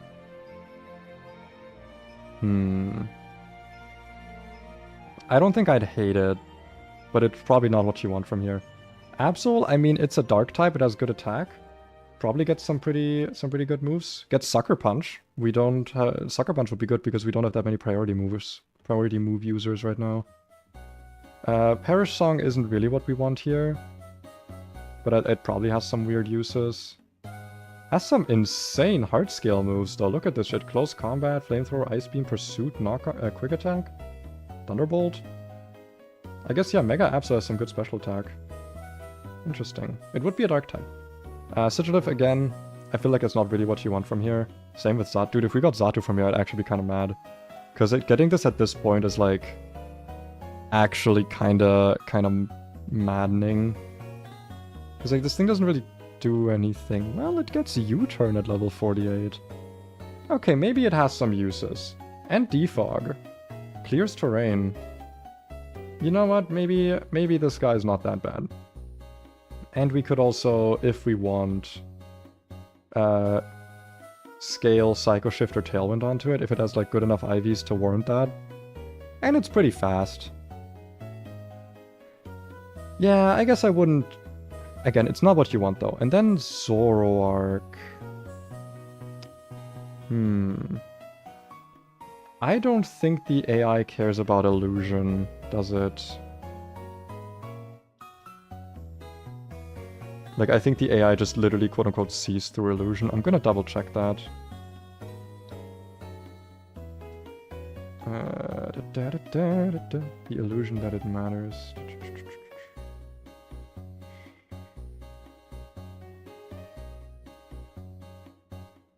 Is there info on how it handles illusions? Ignores it. Okay. So yeah, basically, this would be a Pokemon without an ability, but it's a fast, offensive dark type that we can switch in for free on some stuff because of Psychic. It gets Sucker Punch, gets Foul Play, gets Dark Pulse, it gets Night Daze at some point, not right now though. Memento. It also gets Knockoff, which is always great. I'd be okay with this. Zoroark and Zoro I'd be okay with. Yeah, looking at all of these... If I'm looking at, like, what I need, right? It's not that I don't want a Psychic type, it's more so that... Or another Psychic type, it's more so that... If I want one, I want the Psychic to be attached to something else. Such as Flying or Fairy. And we can get that here. We can also get Dark types, which are just useful because we don't have a single Dark type. So yeah, I think the only, like, true miss of this floor would be Claydol. If we got Claydol here, that's, like, the only Pokemon where I'd be, like... Not upset, but, like... unhappy, I guess. I would be not enthused if we got Claydol here. So let's hope for the best. What's our catching party gonna be? Let's go with Ampharos in case it's something that we can actually status. Go with this. Mienshao for Fake Out Chip. No, because if it's Psychic types, then I don't want that.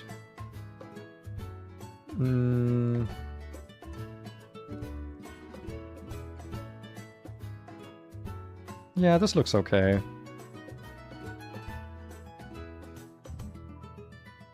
Yeah. We can also lead with this. No. I don't want to get Dark moved. Awesome. I don't think there's any sand in Mirage Tower. Okay, we also need to make sure that Palant is activated because we do need to get up to the 4th floor. Okay. I'm gonna save state here just in case there's any mechanics that, like, I don't know how they work. Wait. Where's Mirage Tower? Don't tell me it can disappear. Wait, no, don't tell me Mirage Tower can disappear. What? But for some reason it can be seen sometimes and sometimes not. Wait. No. If it's gone, I'm gonna reset. I'm gonna allow myself to reset it. If I still have the save state, I might have just overwritten it. I hope I didn't. Oh, Jesus. Please don't be gone. Discord, what do you say? Mirage.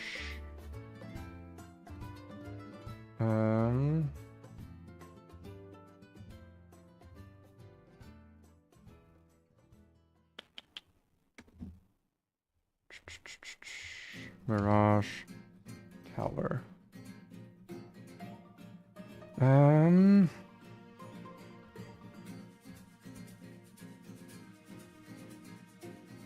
Doesn't say anything about it, like, being a missable encounter. If I just do, like, Mirage Tower gone, does it ever come back? If you took the fossil, it's gone for good. Okay, so since we didn't take the fossil, I guess it's not gone for good? So I don't know how this works. Like, do we just run back and forth into, like, buildings to reset the area? Because if that's how this works, that's really sad. That's really sad. Okay, there it is. Thank fucking God. Okay, we're good. We're good. Yippee. F3, save it.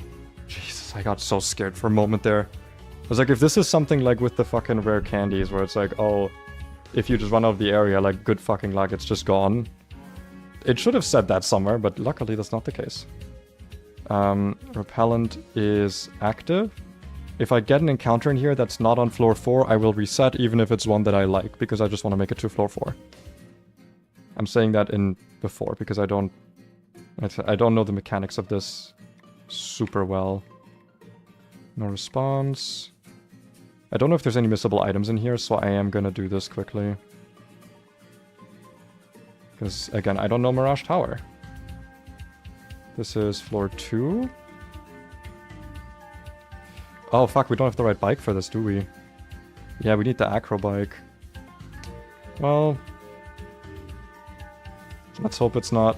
Dude, if that was the case, like, if it's gone once, it's gone forever, and also you need to remember to switch your bike beforehand, that'd be some grade A bullshit, dude.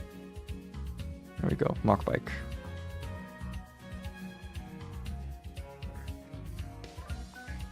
Okay, it's still registered, that's nice. God, mock bike speed mechanics are not something I'm used to. Okay, it's still here, nice, that's good. Oh god, that's gonna take forever, isn't it? Oh no. Item finder's not giving me anything. Okay. One done. No item finder responses. Awesome. This is floor 3. We want to go to floor 4. I'm pretty sure that Rock Smash doesn't do anything. I also don't think there's even like an encounter table for Rock Smash in this tower. And this is floor 4, I believe. I think. I doth believe so. The only Pokemon that we would want to switch out Ampharos against is Claydol, and if it's Claydol, then we are quickballing anyway. And also we're gonna be mad. Alright, it's encounter time! What am I hoping for the most here? Probably either Kirlia, Hatterene, or Drapion. I think those are the ones that I'm looking for the most. What don't I want? Claydol, and I'm not really eager about Xatu and Hypno. And maybe Sigilyph, I don't know. The chances are like a 50-50 that we get something we like. Show me the money, show me the money, show me the money, show me the money. Is it worth it to synchronize on this floor, actually? Hold on. Everything here is a special attacker except Drapion, right? Drapion's a physical attacker.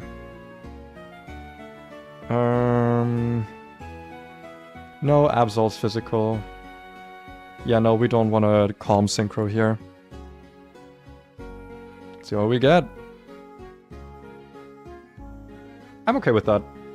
Another slow psychic type, but also a fairy type. I am very much okay with that. What is your deal? What, pray tell, is your deal? So we are dealing with Synchronize again.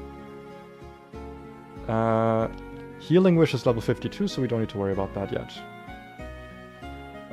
So I guess we can simply Thunder Wave this. I think I'm okay with that. Having a fairy type, I think, is just very useful to have. And this thing is pretty bulky, all things considered.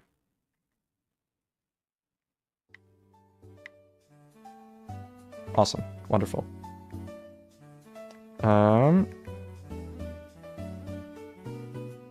Your name is gonna be Vibe Checker. Is anyone really surprised? That's like probably one of the...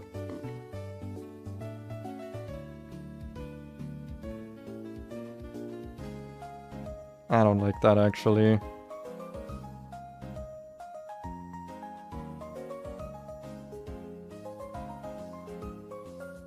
You know what? Wait, I have a better idea. Damn it, I always forget. It doesn't let you do emojis. I was gonna do like an angry face. Then I'll do like, vibes? How dare you have vibes in my house? Perfect. That's perfect. Okay, good. And now we get something else I'm excited about, which is... Look at this, look at this. A rusty, mysterious fossil. I am gonna save state this on state 2, just in case there's anything here that we missed that's worth going back for. Obtained a weird fossil. This can be any fossil. We don't know what this is. If this is Caracosta, that would be a dupe, and we would be allowed to get a different fossil later that we can actually pick. Also, the fact that we did this allows us to get a desert underpass encounter after Fall Arbor, I'm pretty sure. So for now, this is the last encounter. Where do we go to do this? We go over here. Do I have a flying type on me right now? I do. Just in case I run into some Pokemon with Arena Trap in here. You know, like a Trapinch or something. Hi, Teddy Ursa.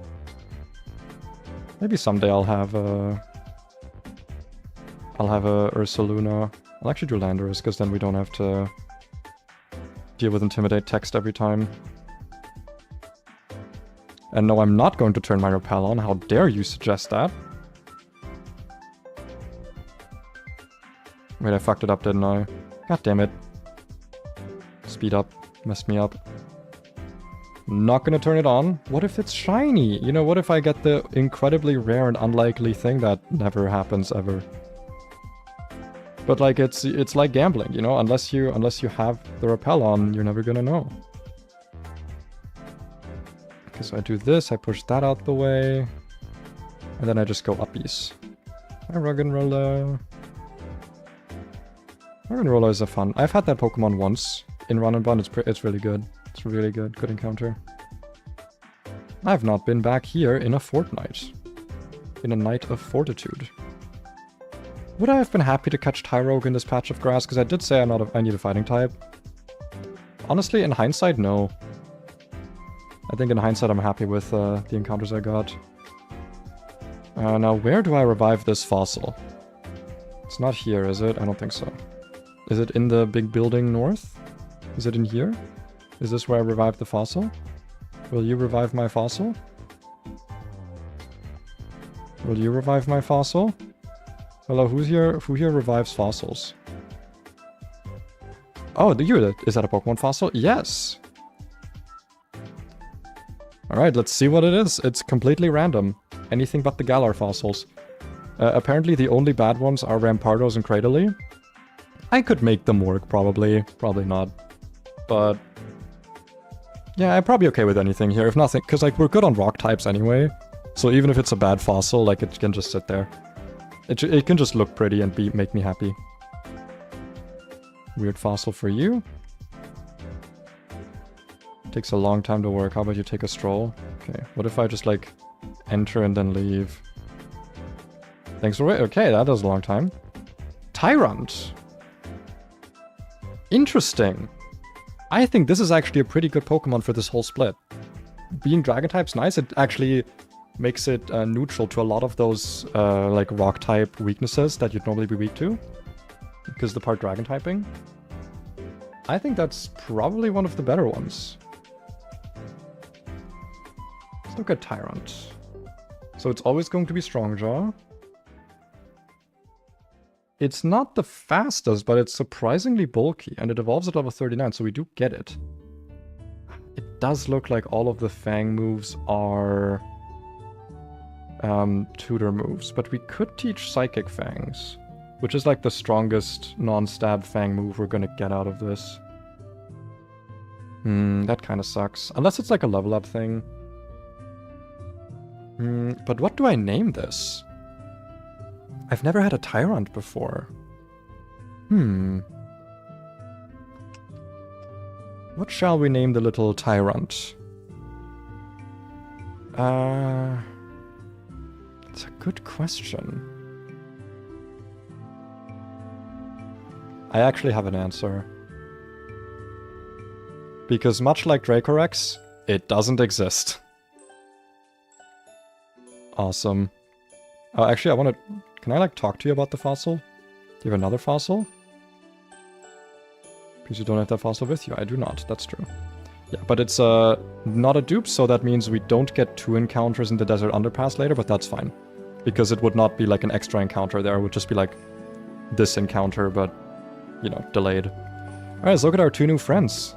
We got Vibes. And we got Tyrant. Let's look at Vibes first. At level 20, interesting. Synchronize with a relaxed nature. That's actually so good. Wait, that's really good. Because, like, a motherfucker ain't outspeeding shit. Like, look at the speed stat. You're not outspeeding anything. And it's more specially bulky than physically, so... That's actually, like, a really good nature here to have. What about your IVs? We absolutely fucking take that? Speed doesn't matter, attack doesn't matter. HP is not the greatest, but like 29 attack, 29 special defense, 15 defense. We fucking take that. I mean, hello? Absolute Guyvies. Or I guess Galvies. Awesome, I'm happy with that. It is synchronized 100%. So nothing here. Naive. Oh, was Naive a negative speed nature? It's plus speed, actually. Those are some Guyvies. Okay, it is 3 guaranteed 31s.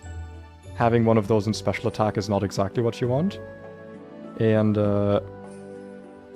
let's say I'm not thrilled about the low special defense, but the defense is good. Like, ideally I'm not using this against a special attacker, right? Like, that's just the idea of this anyway. Because it doesn't have good special bulk naturally. Max speed is interesting. Because 71 speed is not a lot, but that means that this can outspeed certain things that are not spec'd to be max speed. It's going to matter more often than not, I would say.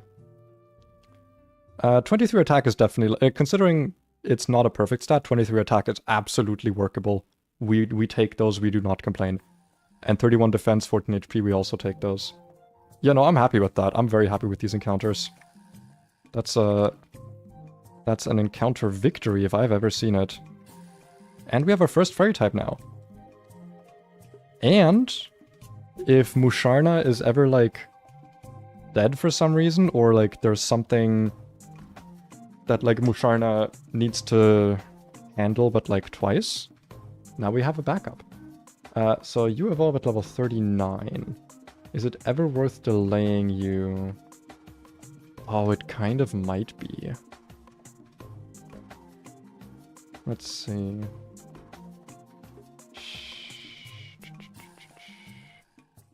Because we could get Earthquake if we delay this. But we're only delaying it, but like... That would only matter against... the Team Magma stuff, because we do get it for... we'd also have to use a rare candy.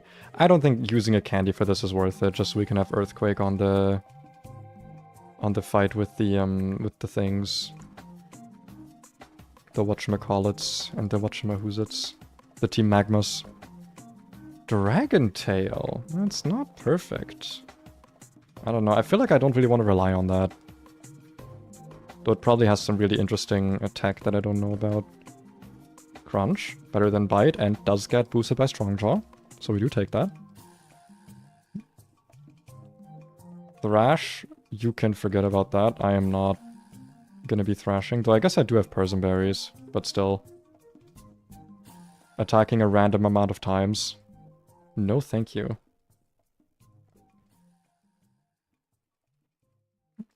And there's Rock Slide, which I'm going to unlearn Roar for. I do like keeping Rock Tomb, I think. Because I'm pretty sure after a Rock Tomb, this thing is going to outspeed a lot of things. Dragon Claw or Breaking Swipe? I think it's just going to be Dragon Claw, right? Like, Breaking Swipe is, I'm pretty sure, not boosted by Strongjaw. But I guess we can check. You know, it's just bite-based moves.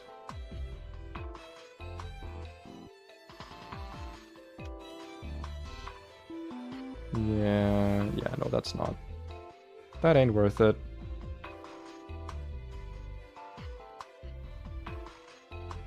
The attack drop would be nice, it would be like a semi-Serena in that sense, but yeah, no. Not worth it, I think.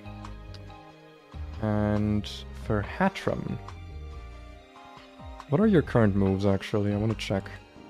What do you currently have? Disarming Voice, Aromatherapy, Psybeam, Psyshock. Which means... you can still get Dazzling Gleam, okay. Psychic would be at 61, that's not worth delaying for, neither is Heal Pulse. In my opinion. Are there any pre-Evo moves exclusives? No, there are not. And we still get Heal Pulse if we fully level this. Yeah, you don't actually learn a lot of new moves, do you? So yeah, we can just kind of level this immediately. Unless it's like, get something when it evolves. Dazzling Gleam, we take that. Over Disarming Voice. That 40% damage is not worth it. Just to not get evaded ever. This is gonna be really interesting to use. Vibes evolved into Hatterene? Psycho Cut. I guess it's better than Psybeam, technically. Sure. We actually never attack as someone's... No, we have Dazzling Gleam for attacking special defense. Heal Pulse... Do I need Psycho Cut on this? I mean, 90 attack is not, like, bad. And it's minus speed, right? Like, it's not...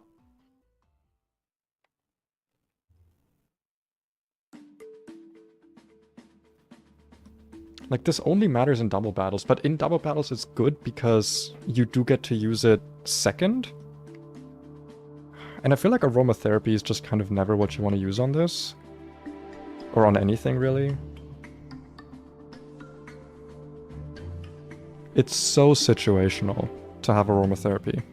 Because, like, if I'm in a fight where that can happen, that, like, I get status and it ruins everything, I'm not gonna have, the time to switch Hatram in and let it take 2 hits just so I can Aromatherapy on a different Pokemon. I'm gonna need this thing's HP for later. I feel like having Heal Pulse for double battles is gonna be way more useful.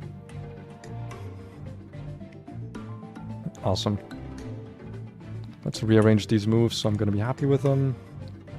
I'd say let us lead with Dragon Claw, then Rock Slide, then Crunch, then Rock Tomb. And for you it can be Dazzling Gleam, Psyshock, Psycho Cut, Heal Pulse. Very offensive, not as supportive as Musharna is. But I believe quite a bit more bulky. Oh, I can actually like literally... I can compare quite literally here. Yeah, it's... well, far less HP. Far less HP. Literally just as fast though. Less HP, slightly better defenses, and a lot more attack. So it's just like a more offensive Musharna, yeah. That's kind of how we can envision this. Interesting. Very interesting. I didn't realize how fucking little HP this had. And I believe our next encounter is Route 113, which is going to be a while until we get there. Yeah, I've been streaming for like 3.5 hours. I don't want to overdo it again. I'm happy about the Tyrantrum. I think that's a good mon. I will export it quickly. And then I can admire them in my calculator. I am still sad about Pidgeot, but now we have Bird Jesus looking over our shoulder. And that is, at the very least, something. I'll try to plan the next few fights ahead.